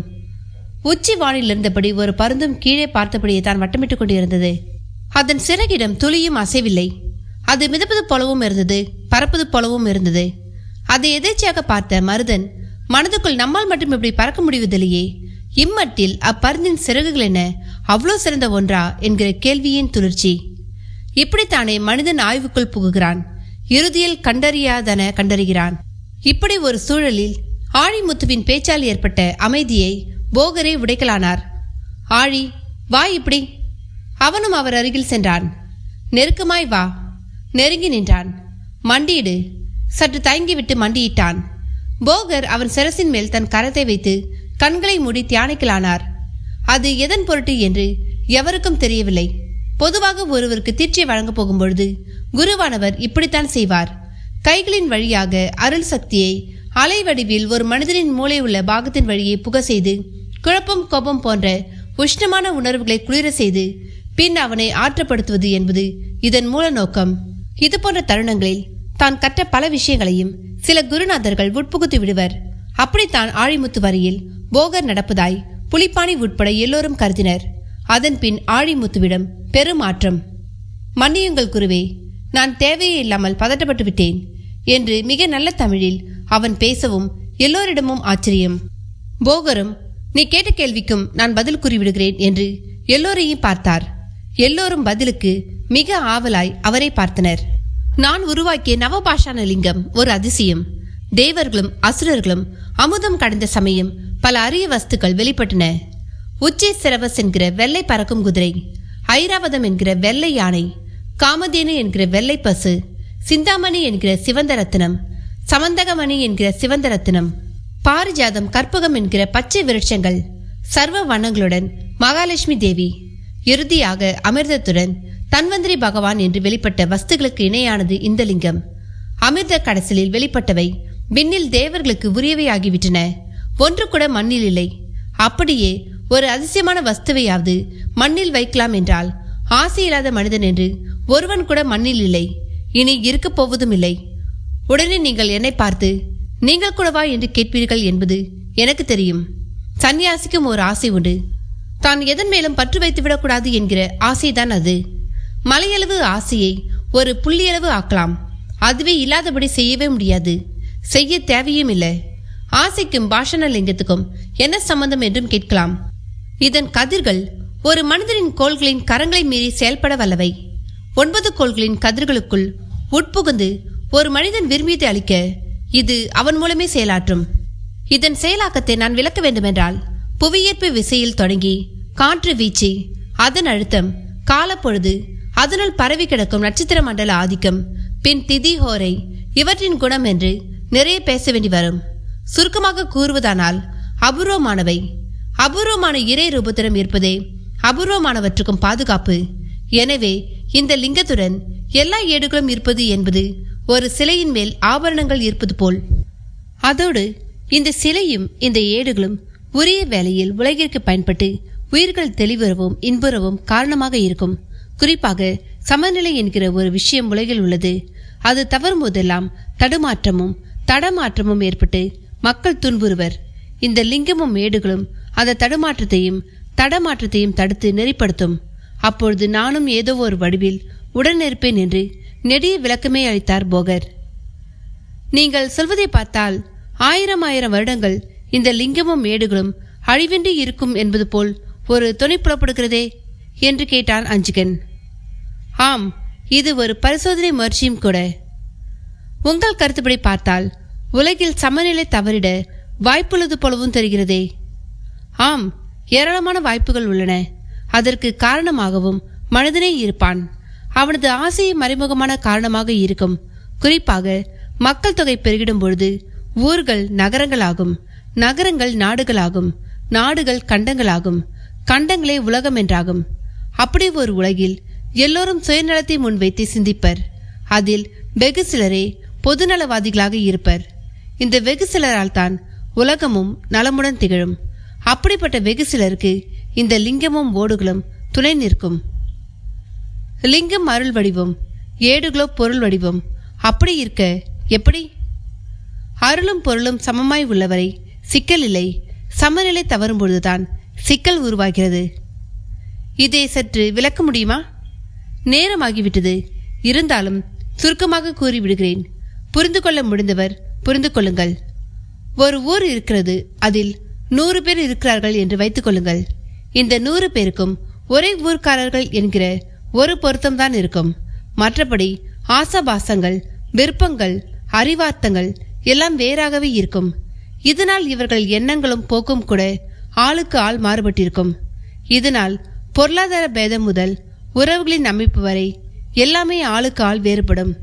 ஒரு வீட்டில் எல்லா செல்வங்களும் இருக்கும். தாய் தந்தை முதல் தாத்தன் பாட்டி வரை உள்ள எல்லா உறவுகளும் இருப்பர். இன்னொரு வீட்டிலோ இவர்களில் பலர் இல்லாமல் பொருட்செல்வமும் குறைவாக இருக்கக்கூடும். சுருக்கமாய் கூறுவதானால் ஏற்றத்தாழ்வுகள் கர்ம வாழ்வில் எப்படியோ வந்துவிடும். ஏற்றத்தாழ்வு வந்துவிட்டாலே சமநிலை போய்விடும். இந்நிலையில் சிலர் சில சித்தாந்தங்களை உருவாக்கி சமநிலையை கொண்டு வர முயல்வர். சிலர் அது இயலாத காரியம் என்பர். சிலரோ மிக சுயநலமாய் தர்ம நியாயமே பாராது தங்கள் வாழ்க்கையை தொடர்வர். இதில் இந்த மூன்றாவது ரகத்தவரே மிகுதியாக இருப்பர். சமநிலைக்கு முயல்பவர் சிலராகவே இருப்பர். அவர்களும் கூட தாங்கள் அறிந்த அளவிற்கே முயல்வர். ஒரு மனிதனால் எவ்வளவு அறிய முடியும் என்பதற்கு ஒரு கணக்கு உள்ளது. அந்த அளவை மீறவே முடியாது. ஆனால் ஒரு சித்தன் அதை சாதாரணமாக மீறிவிடுவான். இந்த சித்தன் என்பவன் பரம்பொருளுக்கும் பாமரனுக்கும் இடைப்பட்டவன், பாலம் போன்றவன். அப்படிப்பட்ட சித்தன் உலகில் எல்லாமும் எல்லாருக்கும் கிடைக்க வேண்டும் என்று பொதுநலமாய் சிந்திப்பவர் தொடர்போடு இந்த உலகில் இருப்பவர்கள் உணராதபடி அல்லது உணர தேவையில்லாதபடி சமநிலையை உருவாக்கிடுவான். போகர் பிரான் பேசியது சிலருக்கே புரிந்தது, பலருக்கு புரிந்தது போல் இருந்தது. ஆனாலும் ஆணிமுத்து மட்டும் முழுவதும் புரிந்தவன் போல் எதிர்வினையாற்றி போகருக்கு அதன் நிமித்தம் பதிலும் கூறலானான்.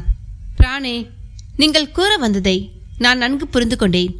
ஏற்ற இறக்கமுள்ள வாழ்வில் பெரிதும் சமநிலை கெடும்பொழுது பஞ்சங்கள் உருவாகி உயிர்கள் துன்பப்படும். இவ்வேளையில் ஒரு சமநிலைப்படுத்தும் செயலை சித்த புருஷர்கள் செய்வர் என்பதை இப்பொழுது நான் உங்கள் மூலம் உணர்ந்தேன். அது எவ்வாறு என்று கூற முடியுமா என்று தேர்ந்த உச்சரிப்போடு கேட்டான்.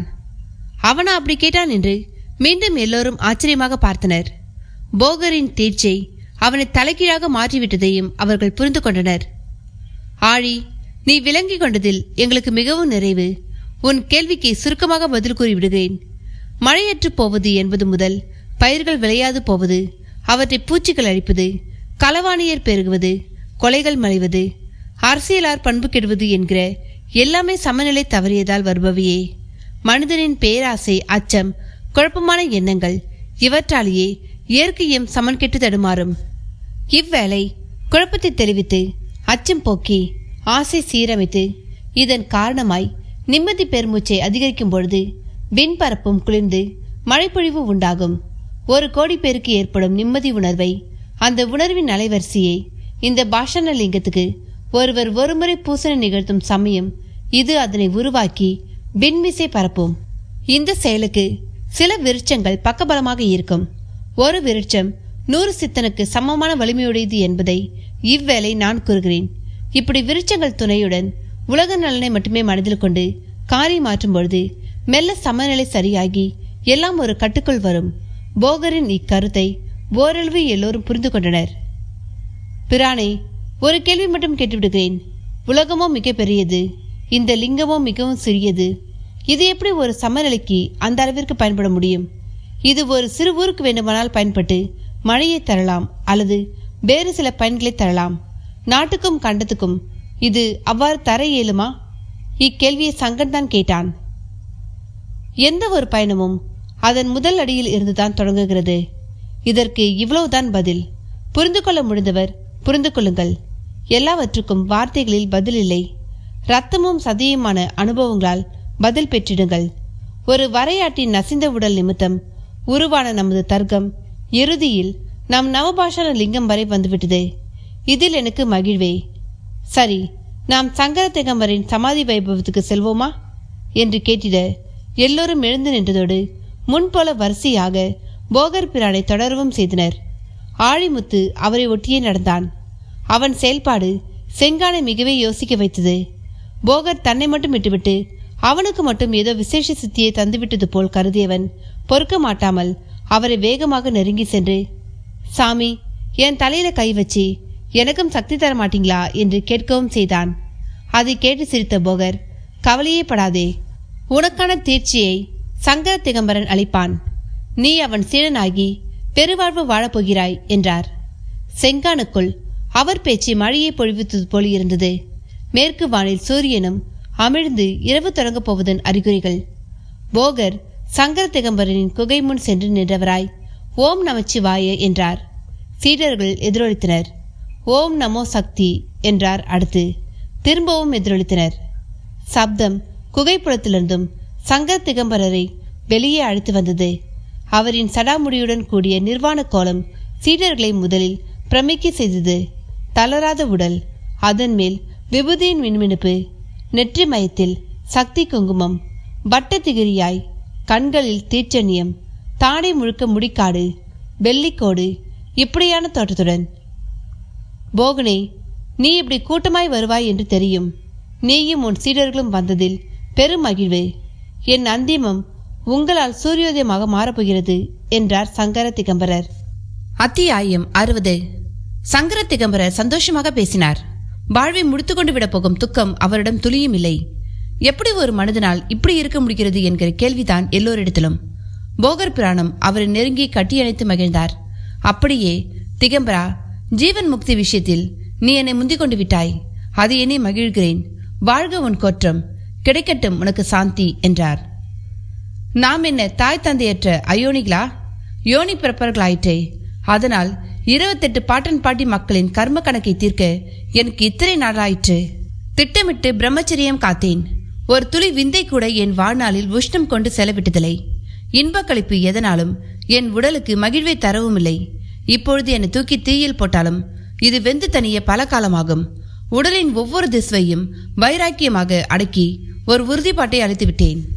நகங்கள் பவழத்துக்கு இணை, எலும்புகள் தந்தத்துக்கு இணை, சடாமுடி ஆலம் விழுதுக்கு இணை. மகா சமாதியில் 1000 ஆண்டுக்கு அணுவளவு பிறழ்ச்சியும் எனது இந்த பாகங்களுக்கு ஏற்படாது. அற்புதம், ஆனந்தம், உன் வாழ்வும் ஒரு மகாத்மியமே. ஆனாலும் ஒரு வருத்தமில்லா வருத்தம் எனக்குள். தவறாயிற்றே, முக்தி படம் இதனால் தடுமாறுமே. உன்னை போல உலகை சமநிலைப்படுத்தும் ஒரு தொண்டை நான் செய்யவில்லை. என்னை வெல்வதே பெரிதென்று இருந்துவிட்டேன். உன் செயலை அறிந்த நிலையில் எனக்கு இது தோன்றவில்லையே என்றே எண்ணி சற்றே வருந்தி பின் இதெல்லாம் திருவுளம் சார்ந்த செயல் என தெளிவும் செய்தேன். திகம்பரா, இம்மட்டில் நீ வேறு இல்லை, நானும் வேறு இல்லை. நாமும் சரி, இவர்கள் எல்லோரும் கூட ஓர் உடம்பின் பல பாக நுட்ப திசுக்கள் போல உலகின் திசுக்கள் தானே. கைகள் தர்மம் செய்வதை அறிந்து தனக்கு வாய்ப்பில்லாது போனதே என கால்கள் எங்காவது வருந்துமா? இல்லை, கால்கள் உடம்பை சுமப்பது கண்டு கைகள் நம்மால் இந்த உடம்பை சுமக்க இயலவில்லையே என்று தான் வருந்துமா? ஆஹா, என்ன ஒரு எளிய விளக்கம்! இதுதானே இறைவனின் தட்சிணாமூர்த்தி கோலத்தின் சின்முத்திரை தத்துவம். பிறரை சுட்டு மாட்காட்டி விரலும் தன்னை உணர்த்தும் கட்டை விரலும் ஒன்றாகி நிற்கும் அந்த சின்முத்திரை சொல்லாமல் சொல்வதும் நீ சொன்ன விளக்கத்தை தானே. சீடர்களே, எங்கள் பேச்சை உங்கள் மனதில் மறவாமல் குறித்து வைத்துக் கொள்ளுங்கள். இவை நீங்கள் தெளியவும் பயன்படும். போகட்டும், உனது ஜீவ சமாதிக்கான இடத்தை நானே தேர்வு செய்யவா? அவசியமில்லை, நான் எப்பொழுது தேர்வு செய்து விட்டேன். அதோ அந்த மலைமுகட்டில் உள்ள குகைக்கு அருகில் வளர்ந்து நிற்கிறதே ஓர் ஆலம். அதன் அடிநிழலில் இந்த உடம்பை உதிர்க்க விரும்புகிறேன். உன் முக்திக்கு பின் உன்னை வழிபடுபவருக்கு நீ வழிகாட்ட விரும்பவில்லையா? என்னை அறிந்தவர்களை விட அறியாதவர்களே அதிகம். அறிந்தவருக்கும் நான் கடன்பட விரும்பவில்லை. மாணிக்க வாசகன் கூறியது போல நான் எல்லா பிறப்பும் பிறந்து இழைத்து விட்டேன். புல்லாய் பூண்டாய் புழுவாய் பாம்பாய் பறவையாய் மிருகமாய், அந்த மிருகத்திலும் இறுதியில் பசுவாய் பிறந்து பின் இந்த மானுட பிறப்பை எடுத்தேன். ஒரு சுற்று என்பார்களே, அந்த உயிர் சுற்று முடிந்தது. இனி திரும்ப பிறப்பது விளையாட்டாக கருத மட்டுமே முடிந்த ஒன்று. எனக்கு விளையாட விருப்பமில்லை. சங்கர திகம்பரர் பேச்சில் பல புதிய செய்திகள். வாழ்வை ஒரு கடன்பாடாக அவர் நினைப்பது முதல் ஓர் உயிரை பல பிறப்பெடுக்கும் என்பது வரை பல செய்திகள். போகரும் அதன் பின் அவரிடம் அதிகம் பேச விழையவில்லை. உன் இறுதி மூச்சின் முடிவு காலத்தை கூற இயலுமா என்று கேட்டார். இந்த உடலுக்கான கர்ம கணக்கின்படி இந்த சுவாதி நட்சத்திர நாளின் 6ஆம் நாழிகையின் முடிவிலிருந்து தொடங்கும் 60வது வினாடியில். அப்படியாயின் அதிகாலை பொழுதில் என்றாகிறது. இப்பொழுதே சமாதி குழி வெட்டத் தொடங்கினால் சரியாக இருக்கும். நாங்கள் அங்கு சென்று அந்த பணியில் இறங்குகிறோம். நீ உன் விருப்பம் போல வந்து சேர். முன்னதாக ஒரு வேண்டுகோள். அறிவேன் போகா, நானும் 8 சித்தியாளனே. இந்த கருமானுக்கு நான் தீட்சை வழங்க வேண்டும், அதுதானே? ஆம், காலத்துக்கு வணங்கப்பட உள்ள தண்டபாணி தெய்வத்தின் ஒளி ரூபத்துக்குள் இவன் பங்கும் உள்ளது. வரும் நாட்களில் பல ஆயிரமவர் மனநிலையில் ஒரு சமநிலையை உருவாக்கிட போகும் தண்டபாணியின் நிமித்தம் இவனுக்கான சமநிலை கிட்ட நீ உன் அருள் சக்தியை அளிப்பாயாக என்று செங்கானை நோக்கி கை காட்டினார் போகர். செங்கானும் அவர் அருகில் சென்றிட போகர் பிரான் ஆழிமுத்து சிரசில் கை வைத்து தன் அருட்கதிர்களை செலுத்தியது போலவே செலுத்தினார். ஆழிமுத்துவை போலவே செங்கானம் செலுத்தான். அதை கண்ட போகரின் சீடர்களான நவமரும் தங்களுக்கும் இப்படி ஒரு வாய்ப்பு கிட்டாதா என்பது போல ஏக்கத்தோடு பார்த்திட அவர்களுக்கு பதிலளிப்பது போல் பொதினி குன்றில் நவபாஷான தண்டபாணியாகிய முருகன் நிலை பெற்று நிற்கும் சமயம் உங்களுக்கெல்லாம் தீட்சை கிட்டும். கவலை வேண்டாம். அதன் பின் நானும் இதேபோல் சமாதியில் ஆழ்ந்து இந்த யோனி உடலை உதிர்க்க சித்தம் கொண்டுள்ளேன். அதன் பின் என் ஒளியுடலை நடமாடும் இரத்தமும் சதையுமான இந்த உடல் அல்ல. அவர்களிடம் ஒரு மெல்லிய மனசமாதானம். கூடவே இருள் உருவாகும் இரவு பொழுதில் இவர் சமாதியில் ஆழ்வது சரியா என்றும் கேள்வி. உங்கள் எண்ணம் புரிகிறது. நான் என்ன செய்வது? என் பிராணனின் முடிவு இரவு காலத்தில் அல்லவா அமைந்துவிட்டது என்றார். இதை நீங்கள் எவ்வாறு அறிந்து கொண்டீர் என்பதே எங்களுக்கு விளங்கவில்லை. நீங்கள் இருவர் பேசிக்கொள்வதும் பிரமிப்பையே எங்களுக்கு அளிக்கிறது என்று சங்கன் ஒரு தீபந்தம் கொளுத்தி பிடித்தபடியே முன் வந்தான். இதற்கான விடையை நீங்கள் திருமூலனின் திருமந்திரத்தை வாசித்து தெரிந்து கொள்ளுங்கள். அவன் ஒரு பாட்டாகவே பாடியுள்ளான். 3000 பாடல்களில் முத்தானது அது. தன்னை அறிந்திடும் தத்துவ ஞானிகள் முன்னை வினையின் முடிச்சி அவிழ்ப்பார்கள், பின்னை வினையை பிடித்தும் பிசைவர். சென்னையிலே வைத்த சிவனருளாலேயே என்பதே அப்பாடல். இப்படி கூறிய சங்கர திகம்பரர், உங்களில் சிலரின் பிறவி தொடர்ச்சியிலும் வம்சாவளி தொடர்ச்சியிலும் வரும் மாந்தருக்கு மட்டும் நான் என்னும் சுவேத உடல் அருளுதவி செய்திடும். என் பொருட்டு குழி தோண்டி என்னை சமாதியில் ஆழ்த்தும் தங்கள் வினைக்கு நான் காட்டும் நன்றியாகும். நன்றி கடன் என்றும் கூறலாம் என்றும் கூறியவர் தன் சொத்து என்று வெண்கல கமண்டலமும் பாதிரி மர திவ்ய தண்டமும் 1008 ருத்ராட்சங்களால் ஆன மாலைகளையும் முன்வைத்ததோடு ஒரு ரசமணி உருண்டையை முன்வைத்தார். அப்படியே தங்கமுள்ள அந்த மான்தோல் பை. சீடர்கள் அதற்குள் தங்கள் பங்குக்கு தீப்பந்தங்களை கொளுத்திட, அது அணையாது எரிந்திட ஆழிமுத்துவும் செங்கானும் தாங்கள் முன்பே கொண்டு வந்திருந்த இருப்பை எண்ணெயை அதில் விட்டனர். திகுத்திகுத்தன பந்தங்கள் காற்றில் தீச்சுடரும் நாட்டியமாடியது. பரவிய வெளிச்சத்தின் ஊடே இரவும் கலந்து வந்திட உடம்பின் நிழல்கள் தரைப்பரப்பில் பந்தங்களின் அசைவுக்கேற்ப எல்லா புறத்திலும் விழுந்தன. காற்றிடம் விசும்பொலி, சமயத்தில் ஊலை. இரவு வந்தாலே எங்களுக்கு விழிப்பு என்பது போல் சுவர்கோழிகளும் ரீங்காரமிட ஆரம்பித்தன. அந்த மலைப்பரப்பில் விசித்திர தெல்லுப்பூச்சிகளும் ஈசல் உள்ளிட்ட சிறு வண்டுகளும் கருத்த இரவின் குளிர்ந்த வானில் திக்கு திசை தெரியாது திரிய தொடங்கின. அப்படி திரிவதே அதன் வாழ்வுமாகும். அந்த சப்தங்களை எல்லாம் கேட்டபடியே போகர் முன் செல்ல அவர்கள் பின்தொடர்ந்தனர். அந்த ஆலமரத்தை அடைந்திட சில நாழிகைகள் ஆகலாம். அங்கே அவர்கள் குழியை தோண்டி முடிக்க மேலும் பல நாழிகைகள் ஆகலாம். தட்டையான பட்டிய கல்லையும் செதுக்க வேண்டும். அதை மேலே மூடி பின் அதன் மேல் மண்ணை பரத்தி அதற்கு மேலே சுற்று செங்கல் கொண்டு மாடம் எழுப்பி அதில் துளசியை நட்டு வளர்ப்பது என்பதெல்லாம் சீடர்கள் தங்கள் பொருட்டு செய்து கொள்வதாகும். அந்த சூழலில் விளக்கும் எரிய தொடங்கிவிட்டால் அங்கே ஒரு கோளின் கதிர்கள் நுழைய இயலாத அருள் சூழல் உருவாகிவிடும். இச்சூழலுக்குள் வருவோருக்கு கோல் பிடியிலிருந்து விடுவிப்பு கிடைக்கும். அப்படி கிடைத்தாலே மனதை ஒரு புள்ளியில் அடக்கிடவும் முடியும். அப்படி அடக்கினாலே தாங்கள் யார் என்பது முதல் தங்கள் ஆதி அந்தத்தையும் அறிந்து கொள்ள முடியும். ஜீவ சமாதிகள் புவியில் அமைவது நோக்கமே புலனடக்கம் புரிய விரும்புவோருக்கு உதவிடத்தான். அவசியம் ஏற்பட்டால் சமாதியில் அடங்கியிருக்கும் சித்தரின் ஜீவாத்மா அவர்கள் முன் தோன்றவும் செய்யும். இதெல்லாம் சமாதி நோக்கி வருவோரின் கர்ம கணக்கின்படியே நடந்திடும். எல்லோருக்கும் இங்கு வர தோன்றாது. வந்தாலும் புலனடக்க தோன்றாது. வரும் விதிப்பாடு புலனடக்கும் நோக்கம் கொண்டவருக்கே இந்த சமாதி வெளிப்படும். ஒரு குலத்தை பயன்படுத்த தெரிவது போல் ஜீவ சமாதிகளையும் பயன்படுத்த தெரிய வேண்டும். அதற்கு வாழ்வறிவும் அனுபவ அறிவும் பழுத்த ஞான முதிர்வும் புண்ணிய பலமும் வேண்டும். ஆயினும் ஜீவ சமாதிக்கு வந்து விளக்கேற்றுவது ஏற்றுவோரின் கர்ம கணக்கில் 1-2 தீர்க்கும். சமாதி வெளியில் அன்னதானம் செய்திட பசி வாதனை தலைமுறைக்கு ஏற்படாது. இதெல்லாம் ஜீவ சமாதியின் பலாபலன்கள். போகரும் சீடர்களும் தீபந்தம் தாங்கி அந்த இருளிலும் தாய்க்குமின்றி வெட்டுக்கருவிகளுடன் ஒற்றையடி பாதை வழிநடந்து செல்வதை கண்டபடி இருந்த சங்கர திகம்பரரும் தன் குகைக்கு திரும்ப சென்று தன் வழக்கமாக கிடக்கும் இடத்தில் உடம்பை கிடத்தி குக்குடாசனத்தில் அமர்ந்தார்.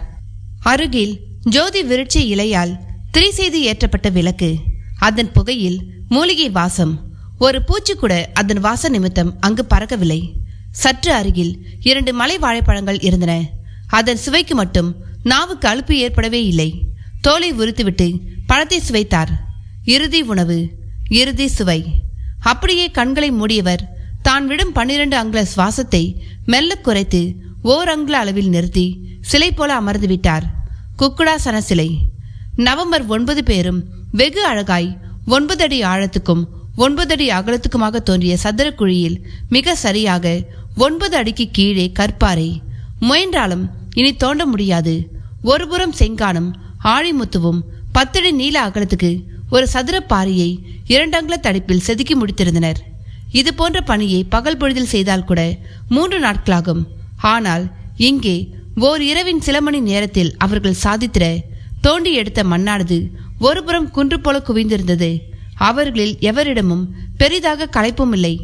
போகர் ஓரிடத்தில் அமர்ந்து அவர்கள் செயலை பார்த்தபடியே தன் நேத்திர வழி அவர்களுக்கு சக்தியை பாய்ச்சியபடியே இருந்தார். இவ்வேளையில் போகர் பிரான் சில பாடல்களை பாடினார். அவையெல்லாம் அவரை ஒத்த சித்தர் பெருமக்கள் பாடிய பாடல்கள். அப்படியே அவர் பாலா என்னும் வாழை குமரியையும் எண்ணி கை குவித்து பாடிய பொழுது அங்கோர் அதிசயம் நடக்கலாயிற்று. பட்டுப்பாவாடை சட்டியில் ஒரு தீச்சுடரை உடமானது போல் கால் கொலுசு சப்திக்க அங்கே ஒரு சிறுமி வந்தாள். அவள் கரத்தில் ஒரு சிறு கமண்டலம். அவளை பார்த்த நவமருக்கு விழிகளில் தெரிப்பு. இப்படி ஒரு அழகா, இப்படி ஒரு ஒளியா, யார் இவள்? இப்படியான கேள்விகளில் மனம் கட்டிக்கொள்ள அவளோ 2 கைகளையும் எல்லோரும் கழுவி கொண்டு வாருங்கள் என்றாள். கழுவிட தண்ணீருக்கு எங்கே போவது என்று எண்ணும் பொழுதே அவள் நின்ற இடத்தில் ஒரு நீரூற்று ஓரடிக்கு பொங்கி எழுந்து பக்கமாய் சரிந்து விழுந்து ஓடலாயிற்று. இதென்ன விந்தை? அவள் காலடிக்கு அப்படி ஒரு சக்தியா என்று கேள்விக்குள் விழுந்து கைகளையும் கழுவிக்கொள்ளவும் அவளது கமண்டலம் அவர்களுக்கு பாலை கொட்டத் தொடங்கியது. அருந்துங்கள், களைப்பெல்லாம் போய்விடும். காமதேனுவின் பால் இது என்ற அவள் குரலின் ஓசையில் தங்கமணியின் நாத இசை. வாயெல்லாம் வழிந்திட, மார்பெல்லாம் நனைந்திட அவர்களும் பாலை முண்டி முண்டி குடித்தனர். பார்த்த வண்ணம் இருந்த போகரின் விழிகளில் பணிப்பு. இறுதியாக, என்ன போகப்பா, உனக்கு வேண்டாமா என்கிற அவளின் நாதக்குரல் அவரையும் 2 கை கோர்த்து விரிந்து ஏந்த செய்தது. அதில் குதித்து தேங்கியது நுரைத்து ததும்பிய பால். தாடி முடியெல்லாம் அதன் ஈர கசிவோடு அவரும் குடித்து கழித்தார். இறுதியாக குழிக்குள்ளும் பாலை குதித்து விழ செய்த அந்த வாழைக்குமரி தன் ஒற்றை பின்னல் சடையை இழுத்து முன்னால் போட்டுக்கொண்டு சங்கரனுக்கும் சாந்தி உண்டாகட்டும் என்றவளாய் வந்தது போலவே திரும்பலானாள். அவளது சின்னஞ்சிறு கமண்டலத்திலிருந்து அத்தனை பேருக்கும் எப்படி அவ்வளோ பால் வந்தது என்பதில் தொடங்கி இந்த இரவில் இந்த மலைமுகட்டில் எப்படி இவள் வந்தாள் என்பது வரை அவர்களுக்குள் பற்பல கேள்விகள். அப்படியே பெரும் புத்துணர்ச்சி. அவர்கள் கேட்கும் முன் போகரே அவர்களுக்கு பதில் அளிக்கலானார். சீடர்களே, உங்களுக்கெல்லாம் பாலாவின் தரிசனம் வாய்த்துவிட்டது. சித்த உலகின் அதிதேவதை அவள். அழைத்த மாத்திரத்தில் வருபவள். இன்று நீங்கள் செய்த தொண்டி நிமித்தம் உங்களுக்கு சக்தி தரவே அவள் வந்தாள். நான் அவளை தியானத்த நொடியே வந்து அவள் வழங்கிய பால் ஒரு பசுவின் மடிசொருப்பு மட்டுமல்ல, சக்தி தாயின் ஞான சொற்பம் கூட. இனி உங்கள் வாழ்வில் எல்லாமே மேலானதாக அர்த்தமுடன் நிகழும். உங்களிலிருந்து பல சந்ததிகள் தோன்றும். அந்த சந்ததியினர் சித்த நெறியையும் நாம் கட்டவிருக்கும் தண்டபாணி ஆலயத்தையும் காத்து பராமரிப்பர். இதனால் 636 தலைமுறை உங்களால் உருவாகும் என்று போகர் பிரான் கூறியதை கேட்டு அவர்களுக்குள் பெரும் வியப்போடு மகிழ்வும் ஊடாக ஓம் நமச்சிவாய என்கிற குரலொலியோடு தன் சடைமுடி தரை புரண்டிட சங்கர திகம்பரரும் அங்கு வந்து நின்றார். குழியையும் கல்லையும் கண்டவர் அத்தனை பேரையும் புன்னகையோடு பார்த்து கைகளை உயர்த்தி ஆசிர்வதித்தார். அவர்கள் ஒரு புறமாய் கூடி நின்றனர். ஆலமர விழுது தண்டுகளில் தீபந்தத்தை செருகியதில் அதன் சுடரொளியில் அந்த சூழலை மிக ரசமாய் இருந்தது. ஓர் உயிரின் பிரிவு இவ்வுலகில் சோகத்தில் தான் நடந்திருக்கிறது, எதிர்பாராமல் தான் நடந்திருக்கிறது. ஆனால் இப்பொழுதோ அது இன்பமான உணர்வுகளுடன் எதிர்பார்த்த நிலையில் நடக்கப் போகிறது. சங்கர திகம்பரர் போகரை நெருங்கி திரும்ப ஒரு முறை கட்டி தழுவி கொண்டார். பின் சீடர்களை அருகில் அழைத்து தீர்க்கமாக பார்த்து அவர்கள் சிரங்கள் மீது கை வைத்து ஆசீர்வதித்தவராய் அண்ணாந்து வானம் பார்த்தார். நட்சத்திர கூட்டம் நன்கு தெரிந்தது. அதில் மிருக சீர்ஷ நட்சத்திரமானது மான் கொம்பு போல மிக துல்லியமாக தெரிந்தது. அவர் சடாமுடிக்குள் ஒரு மணற்கடிகை இருந்தது. அதில் ஒரு புறத்திலிருந்து மறுபுறத்தினுள் மணல் விழுந்தபடி இருந்தது. அது முற்றாய் விழுந்து முடிக்கையில் அவர் உடல் அடங்கிவிடும், உயிரும் உடலை பிரிந்துவிடும். ஆனாலும் உடல் சூடு அடங்க 9 நாட்களாகும். அது குளிர்ந்து சுருங்க மாதங்களாகும். வெம்பி சிதைய மேலும் சில காலங்களாகும். கூடு மாத்திரம் அப்படியே இருக்கும். அத்தியாயம் 61. ஜீவசமாதி இப்படி தனக்குள்ளே பல தன்மைகள் கொண்டிருக்கிறது. சில ஜீவ சமாதிகள் அதிசயங்களுக்கெல்லாம் அதிசயமாகிவிடும். சில மாறுபாடுகளும் உண்டு. உடம்பை புதைத்த இடத்துக்கு மேலே ஒரு மரக்கன்றை நட்டு விடுவார்கள். அந்த மரக்கன்று பூத உடலின் திசுக்களை வேர் வழியே தனக்கு உணவாகி கொண்டு நிமிர்ந்து வளர்ந்து அந்த சமாதிக்குரிய மனிதன் ஆற்ற வேண்டிய கடமைகளையும் காலத்தால் ஆற்றிடும். பல வனவாசிகள் தங்கள் சந்ததிகளோடு பல தலைமுறைகள் வாழ விரும்பியும் அவர்களை பாதுகாக்கவும் விருட்ச சமாதியில் அமர்வர். அவர்களை புதைத்த இடத்தில் தங்களுக்கு இஷ்டமான மரக்கன்றுகளை நட்டு அதை கோவிலாக அவர்களின் சந்ததியினர் வழிபடுவார்கள். இந்த வன குடும்பர்கள் ஒரு மரக்கிளையை ஒழிப்பதை கூட பாவமாக கருதுவர். தங்கள் குடும்ப மர இலைகளை மிதிப்பது கூட இவர்கள் வரையில் பாவம். மர நிழலில் பணிவாக இலைப்பாருவர். பிறக்கும் குழந்தைகளை இந்த நிழலில் விட்டு எடுப்பர். நோய் உபாதை சமயத்தில் மரத்தடியில் சிறு குடிசை போட்டு தங்கி விரதம் இருப்பர். முப்பாட்டன் ஆசியாலே நோவு நொடி நீங்கும் என்பதெல்லாம் வனக்குடும்பர் வழி வழி நம்பிக்கைகள். பொதிகை வனக்காட்டுக்குள் வனக்குடும்பர்கள் இப்படி வளர்த்த மரங்கள் ஆயிரங்களில் உள்ளன. அவற்றிடம் நாம் பேசலாம். அவையும் புலனாற்றல் கொண்ட நம்மை போல பரிபாஷையில் பேசிடும். இதெல்லாம் சித்த சத்தியங்கள். சாமானிய மனிதனுக்கு இதெல்லாமே மாய வினோதங்கள். அந்த அதிகாலை வேளையில் சங்கர திகம்பரர் நிமித்தம் ஒரு ஜீவ சமாதிக்கான முனைப்பின் சமயம் சமாதி குறித்து இப்படி பல எண்ண ஓட்டங்கள். நடுவே சங்கர திகம்பரர் போகர் பிரானை வலம் வந்து கையில் ஒரு ருத்ராட்சி மாலை சகிதம் குழிக்குள் இறங்கி அதில் ஒரு திட்டு மேல் அமர்ந்திருப்பது போல் அமர தயாரானார். அதற்கேற்ப குழிக்குள் செவ்வக பாறை ஒன்றை இறக்கி அதன் மேல் ஒரு காவி துணியை விரித்து அதன் மேல் காட்டுப்பூக்களை தூவியிருந்த நிலையில் திகம்பரனின் திருமேனியும் குழியில் இறங்கி அமர்ந்து கொண்டது. நவமர் இரு தோள்களை பற்றி அவர் உள்ளிறங்கிட ஒத்தாசை புரிந்தனர். அப்பொழுது மண் துகள்கள் சற்றே சரிந்து விழுந்தன. ஆழம் விழுதின் வேர்களின் ஓட்டங்கள் அங்கே தட்டுப்பட்டன.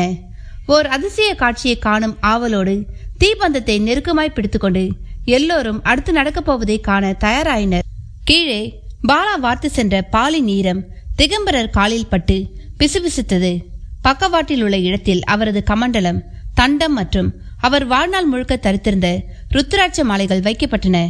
திகம்பரர் கைகளில் அந்த மணற்கடிகை இருந்தது.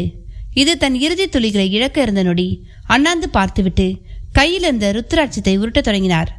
போகர் பிரான் பார்வை அந்த உருளும் ருத்ராட்ச மேலேயே இருந்தது. எல்லோரிடமும் ஒரு மலை போன்ற கனத்த அமைதி. உள்ளே திகம்பரர் நமச்சிவாயம் நமச்சிவாயம் நமச்சிவாயம் என்று விசும்பும் குரலில் சொல்வதும் கேட்டது. பின் ஒலி தேய்ந்து அடங்க விரலின் ருத்ராட்ச அசைவு முற்று பெற்றிட வெகு தொலைவில் ஒரு சக்கரவாக பட்சியின் அலகொலி முத்தாய்ப்பு போல ஒலித்து அடங்கிட குழிக்குள்ளிருந்து ஒரு தீப சுடர் போல் ஒரு சுடரொளி எழும்பி நின்றதோடு அப்படியே விண்ணோக்கி சென்று அனைவர் பார்வையை விட்டு மறைந்தும் போனது. கண் எதிரில் ஒரு ஆத்ம விடுதலையை 12 பேர் கொண்ட ஒரு கூட்டம் கண்டு சிலித்து போயிருந்தது. மரணம் என்றாலே துக்கம் என்று யார் சொன்னது? அது ஒரு பேரின்ப நிகழ்வு. ஒரு சித்தன் வரையில் அது அவன் வசமுள்ள முடிவு. சிறிது நேரம் கழிந்த நிலையில் குழியின் மேல் பரப்பை பலகை போல வெட்டப்பட்ட பாறை கொண்டு மூடி மண்ணை குழைத்து பக்கவாட்டிலும் பூசி உள்ளே நுண்ணுயிர் புகுந்திராதபடி செய்த நிலையில் மண்ணை பரத்தி சிறு கற்களால் சமாதி போல சில அடி உயரத்துக்கு ஸ்தூபி எழுப்பி அதை நவமரையும் சுற்ற செய்தார் போகர். பின் மான் தோல் பை தங்கத்தை செங்கானிடம் தந்தவர், இந்த ஜீவ சமாதியை நீ உன் காலம் முட்டும் பேணி வருவாய். பின் உன் சந்ததியர் வழிபடட்டும். இந்த மரத்தடியும் இந்த சமாதியும் காலத்தால் இப்பகுதி சமநிலை இழக்கும் தருணங்களில் தன் அருள்தரத்தை காட்டி சமநிலையை உருவாக்கிடும் என்றார். சற்று நேரத்தில் பொல பொலவென்று விழுந்துவிட்டது. சிலர் கண்களில் லேசான தூக்க கலக்கம். ஆனால் பலரிடம் பெரும் உற்சாக மனநிலை. செங்கான் சமாதி சூபி மேல் ஒரு அகல் விளக்கை அப்பொழுதே ஏற்றி அது காற்றில் அணைந்து விடாதபடி நாற்புறமும் கற்களால் அணைப்பும் கொடுத்தவனாக விழுந்து வணங்கினான். அது அந்த சமாதிக்கான முதல் வணக்கம். பின் அங்கிருந்து தண்டபாணி தெய்வ நிமித்தம் உருவாக்கிய சிலை வடிவன் பொருட்டு எல்லோரும் குகைப்பகுதி நோக்கி நடந்தனர். போகர் பிரானின் பொதுனி கொட்டாரம் வழக்கம் போல் இடித்தல், பிழிச்சல், காய்ச்சல் என்று கொட்டார ஊழியர்கள் பாடுகளில் இருந்தனர். கன்னிவாடி அரண்மனையிலிருந்து சாணியிட்டு மெழுகிய மூங்கில் குடைகளில் நெற்குவியலும் பழ வகைகளும் தானிய வகைகளும் வந்து இறங்கியிருந்தன. சேரமலை நாட்டிலிருந்து முண்டு கட்டிய பெண்கள் சிலருடனும் மதத்த காலை பூட்டிய வண்டிகளில் பலர் வைத்திய நிமித்தம் வந்திருந்தனர். மலைநாட்டு ஆடவர் தங்கள் கூந்தலை தோல் புரள தொங்கவிடாதபடி உச்சந்தலையில் உருட்டி கட்டி தனித்த அடையாளம் கொண்டு தெரிந்தனர். அவ்வாறு அவர்கள் இருப்பதன் பின்புலத்தில் ஒரு பண்பாடு இருப்பது அவர்களை தவிர மற்றவர்கள் அறிய மாட்டார்கள். மலைநாடு எப்பொழுதும் ஈரப்பதம் மிக்கது. எனவே பெண் மக்கள் பூமுடி மட்டும் போட்டு கூந்தலை உலரவிட்டிருப்பர். அதில் அவர்கள் அழகும் தெரிய வரும். ஆண் மக்கள் தங்கள் கூந்தலை அடக்கி கட்டியிருப்பது என்பது அனைத்தையும் கட்டி சிகரமாய் உயர்த்தி பிடித்து காப்பவர் என்னும் பொருளில் அமைந்த ஒன்றாகும். அவர்களை பார்க்கும் பொழுதே அவர்கள் நிலப்பரப்பை நாமும் தெரிந்து கொண்டு விட முடியும். ஆயுர்வேதிகளான அவர்கள் சித்த வைத்திய நிமித்தம் வருவதென்பது அபூர்வமான ஒன்றும் கூட. சற்றே அவர்களின் வைத்திய முறைகள் போகரிடமும் இருந்தது ஒரு காரணமாக இருக்கலாம். இதனோடே கையில் ஒரு கோழி பிடித்த கூட்டத்தவரும் தனியே தென்பட்டனர். அவர்களில் சில பெண்டீர் தங்களின் சிறு கூடையில் கடம்ப மலர்களையும் காந்தல் மலர்களையும் வைத்திருக்க அவற்றின் மனம் அங்கு பரவியபடி இருந்தது. புது மணமானோரில் மணப்பெண்ணானவள் கடம்ப மலர் வாசனைக்கு ஆட்பட்டால் உடற் சிலிர்ப்பு ஏற்பட்டு சினைத்துண்டல் உருவாகி கருக்கொள்வர் என்பது ஒரு நம்பிக்கை. இம்மலர்களே குறிஞ்சி கடவுளான முருகனுக்கு மிக உகந்ததும் ஆகும்.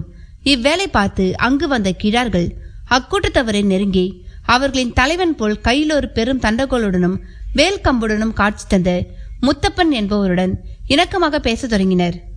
முத்தப்பரே, இப்பக்கம் என்ன புதிதாய்? தங்களுக்கும் ஏதும் வாதையோ? போகரின் மருத்துவத்துக்கு ஆட்பட வந்தீரோ? வேல்மணி கிழார் கேட்ட கேள்வி முத்தப்பர் என்பவரின் கொக்கு நிற தாடியை நீவிக்கொண்டே அவரை சிரிக்க செய்தது.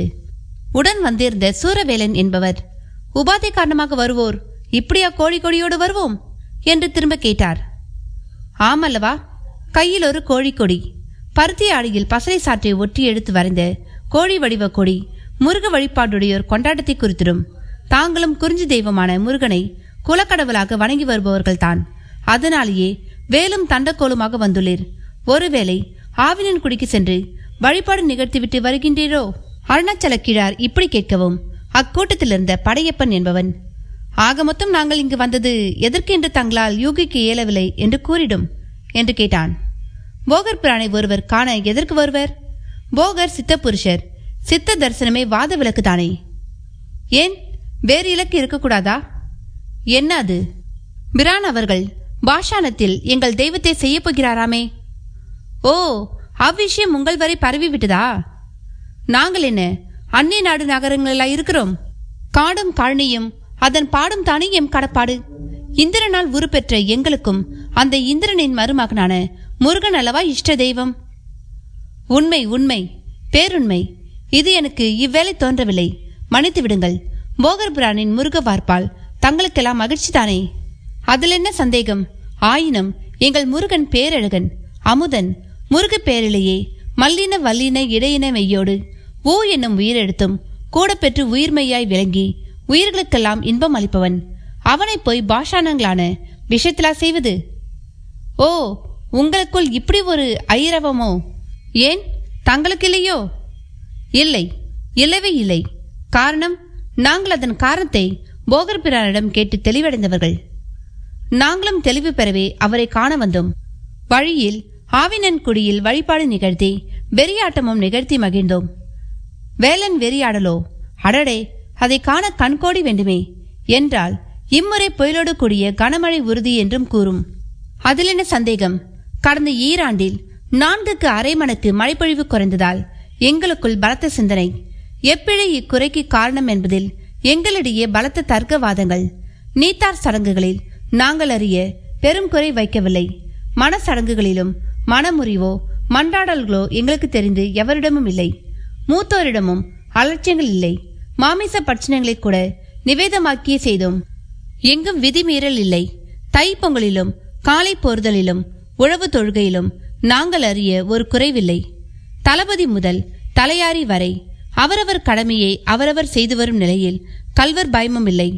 அயல் நாட்டவனின் ஒற்றுவேளை குற்றமோ இல்லை. நிலம் பறிப்போய்விடும் அச்சமோ எதுவும் இல்லை. பன்னாடியின் குறி வழியே கோல்நிலைகளே காரணம் என்றும் குலதெய்வ வழிபாடு இடையூறு நீக்கிடும் என்பதாலும் அதை மேற்கொண்டும் அதன் பொருட்டு கிருத்திகையில் மேற்கொண்ட விரதத்தை இன்று முடித்தோம். இனி நலமே விளையும் என்று நம்புகிறோம். முதுமகனாகிய முத்தப்பரின் தெளிவான விளக்கம் கிழார்களை வியப்பில் ஆழ்த்தியது. வானம் பொய்ப்பதன் பின்னே பூமியின் தொடர்புகள் எவ்வாறெல்லாம் இருக்கும் என்பதை முத்தப்பரே உங்கள் பேச்சு எங்களுக்கு புரிய வைத்துவிட்டது. எங்கும் மரம் எதிலும் மரம் என்பதாகவே உங்கள் பேச்சிலிருந்து நாங்கள் பொருள் கொள்கிறோம்.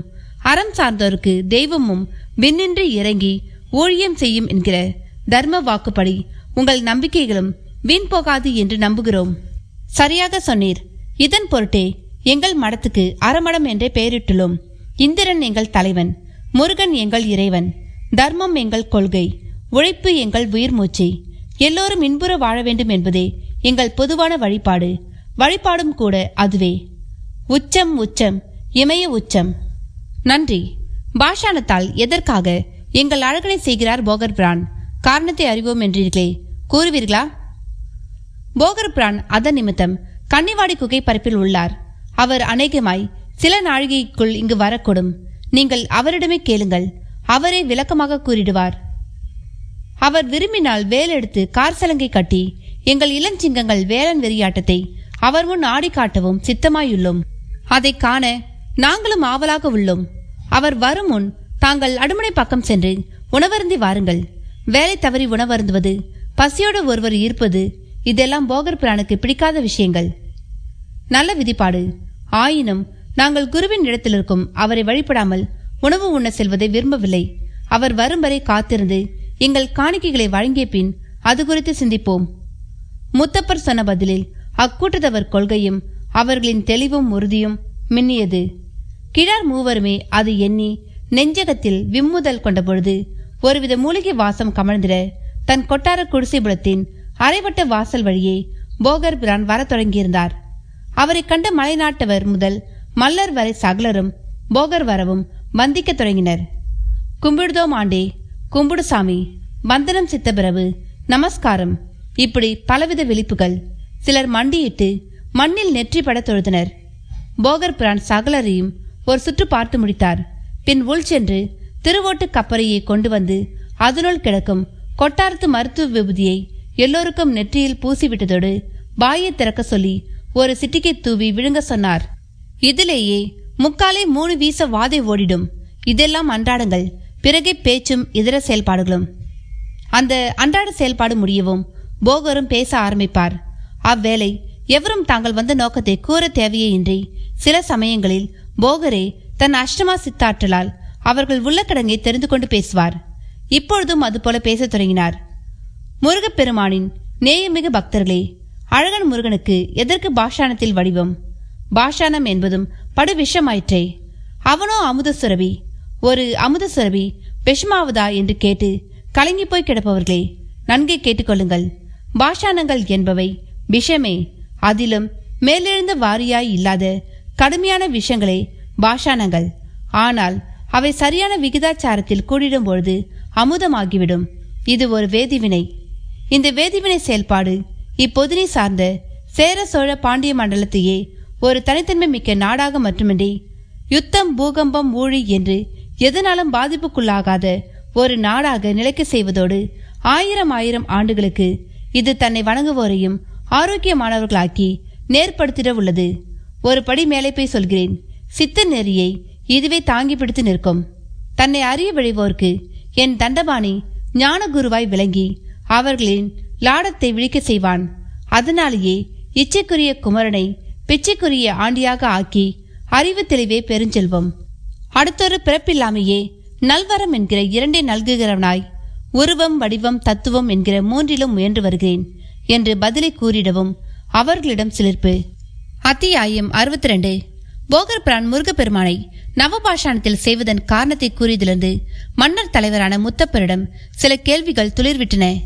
குருநாதரே, உரிய முறையில் கலந்தால் பாஷாணங்கள் வேதிவினையால் அமிர்தமாவதை அறிந்தோம்.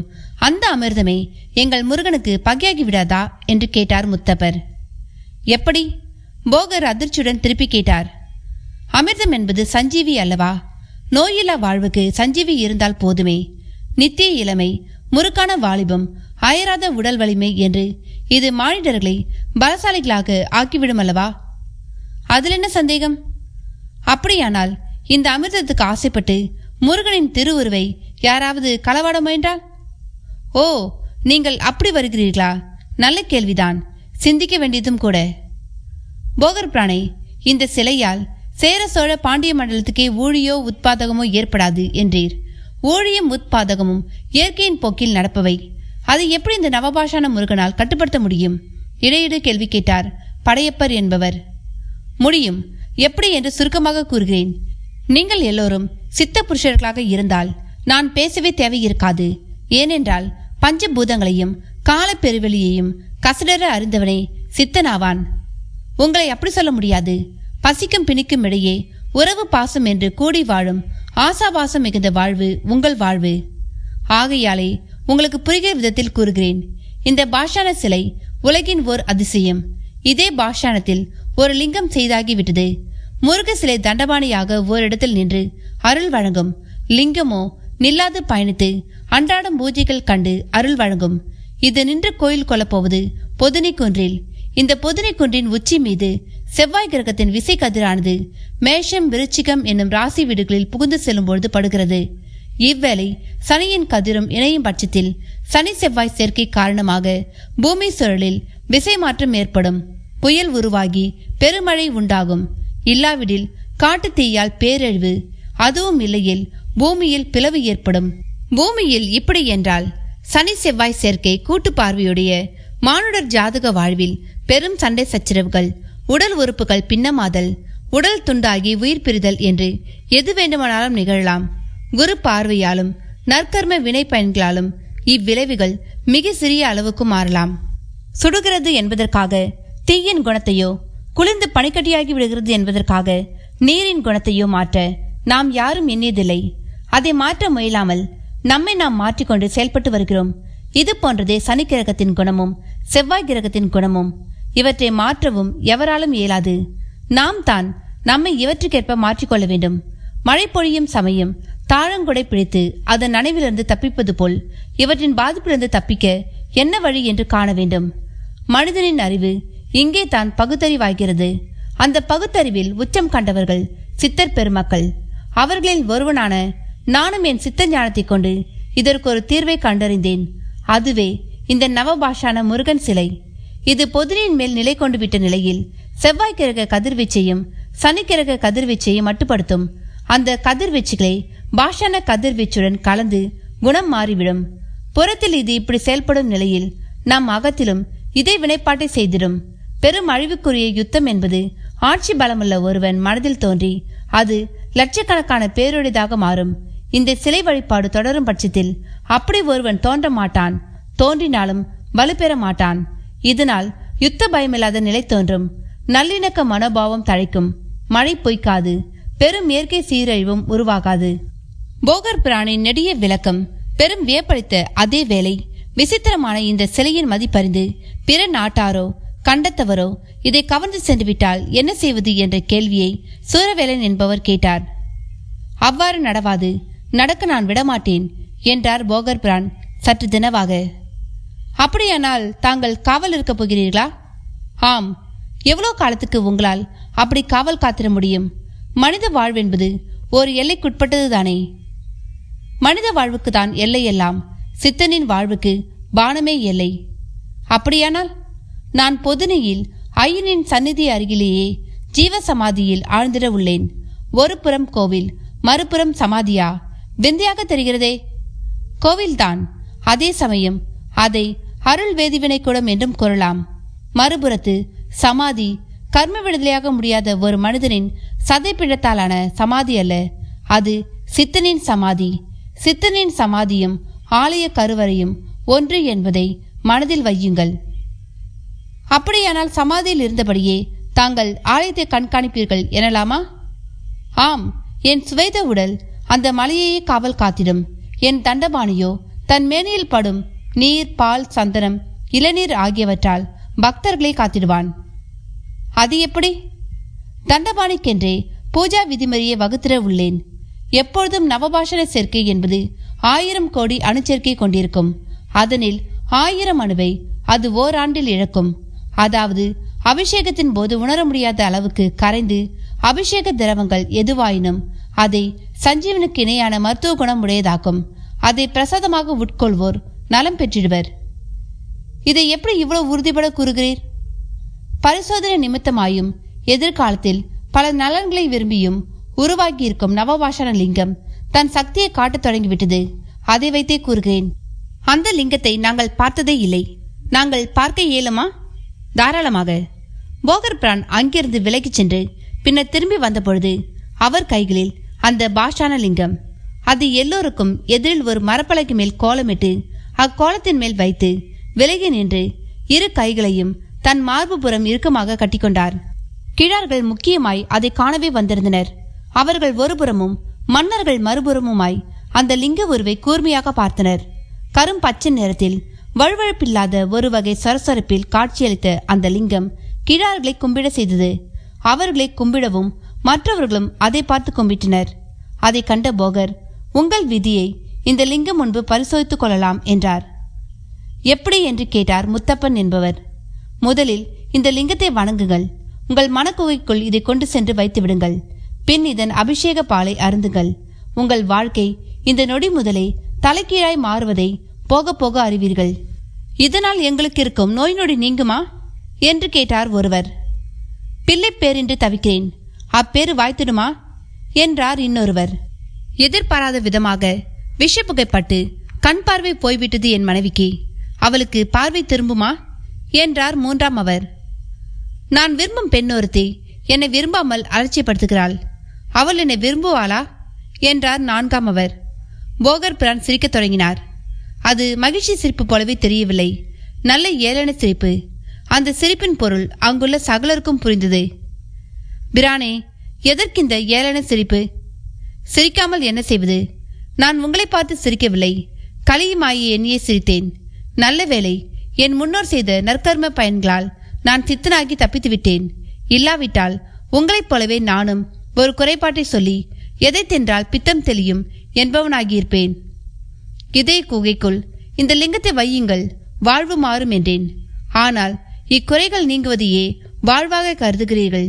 இது நீங்கினால் இன்னொன்று புதிதாய் முளைக்கும், அதுவும் நீங்கினால் அடுத்து இன்னொன்று முளைக்கும். இப்படி ஏதாவது ஒன்று முளைத்தபடியே இருப்பதுதான் வாழ்வு. ஏற்ற இறக்கமாய் இருப்பது என்பது வாழ்வின் சரியான வடிவம். உங்கள் கைவிரல்களை பாருங்கள், ஒன்றுக்கொன்று குறைவுபட்டிருக்கும். இப்படி விரல்கள் இருந்தால்தான் நீட்டி மடக்கி காரியம் புரிய முடியும். சமநீளம் கொண்டிருந்தால் காரியத்துக்கு ஆகாது, இடையூறாகவும் ஆகியிருக்கும். இது கால் விரல்களுக்கும் பொருந்தும். எனவே குறை இருப்பின் அது எண்ணி வருந்தாதீர்கள். அந்த குறையால் தான் நிறையின் சுவையே தெரிய வருகிறது. போகர் பிரானின் விளக்கம் யாருக்கும் பெரிய திருப்தியை தரவில்லை. ஒரு சன்னியாசி என்பவன் இப்படித்தான் பேசுவான் என்பது போல்தான் எல்லோரும் எண்ணினர். அவர்கள் அப்படி நினைப்பது போகருக்கு புரியாது போகுமா என்ன? என் பதிலால் உங்கள் வாய் மட்டுமே அடைபட்டுள்ளது, மனம் அடைபடவில்லை என்பது எனக்கு நன்கு தெரிகிறது. ஆனால் என் உபதேசங்கள் காலத்தால் உங்களை சிந்திக்க செய்து உங்களுக்குள் ஒரு தெளிவை உருவாக்கும். திரும்பவும் சொல்கிறேன், அசைவே வாழ்வு. அப்படி அசைந்தாலே போதும், இடவளமாத்தான் அசைய முடியும். ஒரு புறமாய் மட்டுமே அசைவது காலம் மட்டுமே. அதற்கு முன்னோக்கு மட்டுமே. ஆறும் கூட முன்னோக்கி மட்டுமே சென்றிடும், திரும்பி பாராது. இதில் இடவளமாய் அசைவு என்பது நமக்கே. இதில் இடம் என்பது எதிர்மறை, வலதென்பது நேர்மறை. நேர்மறையின்றி எதிர்மறை கிடையாது. அறிவால் இயங்கும் வரை இரண்டையும் பாகுபடுத்தி பார்த்தபடித்தான் இருப்போம். அறிவின் பழுத்த நிலையான ஞானத்தை அடைந்துவிட்டால் பாகுபடுத்தி பார்க்க மாட்டோம். பயன்பட்ட ஒன்றே குப்பைக்குளமாகிறது. ஒரு ஞானி குப்பைக்குளங்களை வெறுக்க மாட்டான். அது முன்னம் அளித்த பயனை எண்ணி அதன் மேல் பரிவே கொள்வான். பரிவோடு குப்பைக்குளங்களை அகற்றுவதற்கும் அது அசுத்தமானது என்று விகாரத்தோடு அகற்றுவதற்கும் நிறைய வேற்றுமைகள் உள்ளன.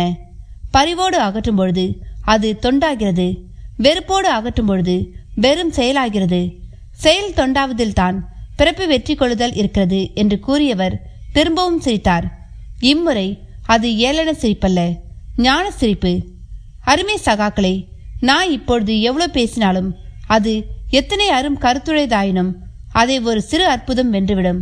மனித வாழ்வும் அற்புதங்களை விரும்புகிற ஒரு வாழ்வே.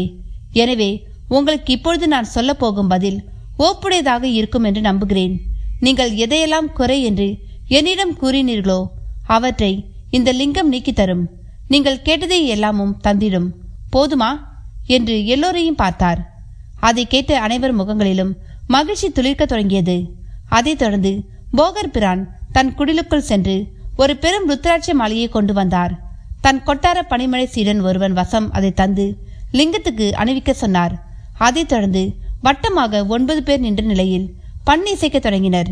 லிங்கத்தை எண்ணி வியத்தல், போற்றல், நெகிழ்தல், கழித்தல், ஒன்றுதல் ஆகிய பஞ்சீய கிரியைகளும் அப்பண்ணில் வெளிப்பட வேண்டும்.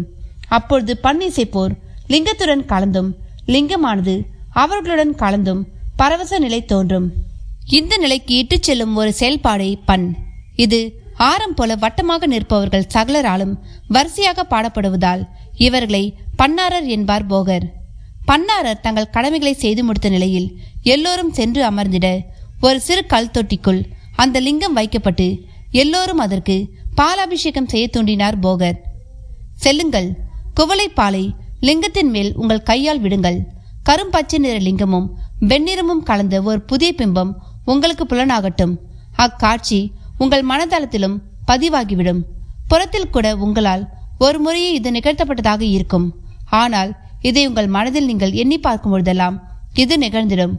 புறத்தில் நிகழ்த்தாமல் அகத்துக்குள் நிகழ்த்தவே முடியாது. சொல்லப்போனால் உங்கள் அகத்தில் இது நிகழவே புறத்தில் நிகழ்த்தப்படுகிறது. இது கைலை ஈசனை குளிர்விக்கும் முனைப்பு என்னும் பெயரில் உங்களுக்குள் ஒளிந்திருக்கும் அவனை குளிர்விக்கும் ஒரு உளவியல் நிகழ்வு. போகருடைய இந்த விளக்கத்தை கிழார் பெருமக்கள் தாங்கள் கொண்டு வந்திருந்த பனை ஏட்டில் எழுத்தாணியால் வேகமாக பதித்து கொண்டனர். தொட்டிக்குள் தேங்கியிருந்த அபிஷேக பால் அனைவரும் பருகுவதற்காக எல்லோருக்கும் தொன்னைகள் வழங்கப்பட்டு பாலும் அதில் வார்க்கப்பட அனைவரும் அதை குடித்தனர். அருமை சகாக்களை, நான் அறிய நீங்களே பாஷான பாலை முதலில் அருந்தியவர்கள் ஆவீர்கள். பால் தான் ஓர் உயிரின் முதல் உணவு. வெள்ளை ரத்தம் என்றும் இதை கூறலாம். இச்சையும் பச்சையும் கொச்சையுமாய் உண்டிடும் ஜீரணம் மூலம் பாலே. இது சக்தியின் அம்சமாதலால் சக்தி எனும் பெண்பாலிடமே இது சுரக்கும். பிரம்ம சிருஷ்டியின் மிக திருத்தமான ஒரு செயல் இது. இப்பாலுக்குள் ஜோதி வடிவில் இறை மூலம் உள்ளது. இதை காய்ச்சினால் தோய செய்தால் தயிராகும். உயிர் ஒளிந்திருக்கும் நிலையே தயிர் என்போம். தயிரை கடந்திட வெண்ணெய் வரும். இந்த வெண்ணெய்யை உருக்கிட வாசனை வரும். வாசனையை நெருப்பு பற்றிட சுடரொளி தோன்றிடும். இச்சுடரொளியே நெய் விளக்கு. நெய் விளக்கு சுடருக்கும் நம் ஆத்ம சுடருக்கும் பேதமில்லை. புறத்தில் இதை செய்ய செய்ய அகத்தில் ஒளிந்திருக்கும் நம் ஆன்ம சுடர் ஒரு நாள் தானும் பற்றி கொள்ளும். உள்ளம் முழுக்க அதன் ஒளி பரவிடும் சமயம் ஞானம் கிட்டும். அந்த நொடி ஒரு பேரமைதிக்கு மனமானது ஆட்படும். நான் யார் என்ற கேள்விக்கும் விடை கிடைத்துவிடும். பாலுண்ட இவ்வேளையில் பால் குறித்து நீங்கள் அறிய வேண்டியதை கூறினேன். அதிலும் நீங்கள் இப்பொழுது உண்ட பால் மருந்து பால். உங்கள் நற்கர்மமே அது உங்களுக்கு கிடைக்க காரணம். உங்களுக்கெல்லாம் ஆரோக்கியமினி உத்தரவாதம். உங்கள் ஆசைகளும் காலத்தால் ஈடேற காண்பீர்கள். பதிலுக்கு நீங்கள் செய்ய வேண்டியதும் ஒன்று உள்ளது. அது என்ன தெரியுமா? போகர் இப்படி கேட்ட விதமே அலாதியாகத்தான் இருந்தது. என்ன நண்பர்களை, கதை கேட்டீங்களா? இந்த கதையோட தொடர்ச்சி உங்களுக்கு அடுத்த பாகமாக வரும். அதுவரை இந்த கதையை கேட்டுட்டு உங்களுடைய கருத்துக்களை பதிவிடுங்க. லைக் பண்ணுங்க. உங்க நண்பர்களுக்கும் ஷேர் பண்ணுங்க. நன்றி, வணக்கம்.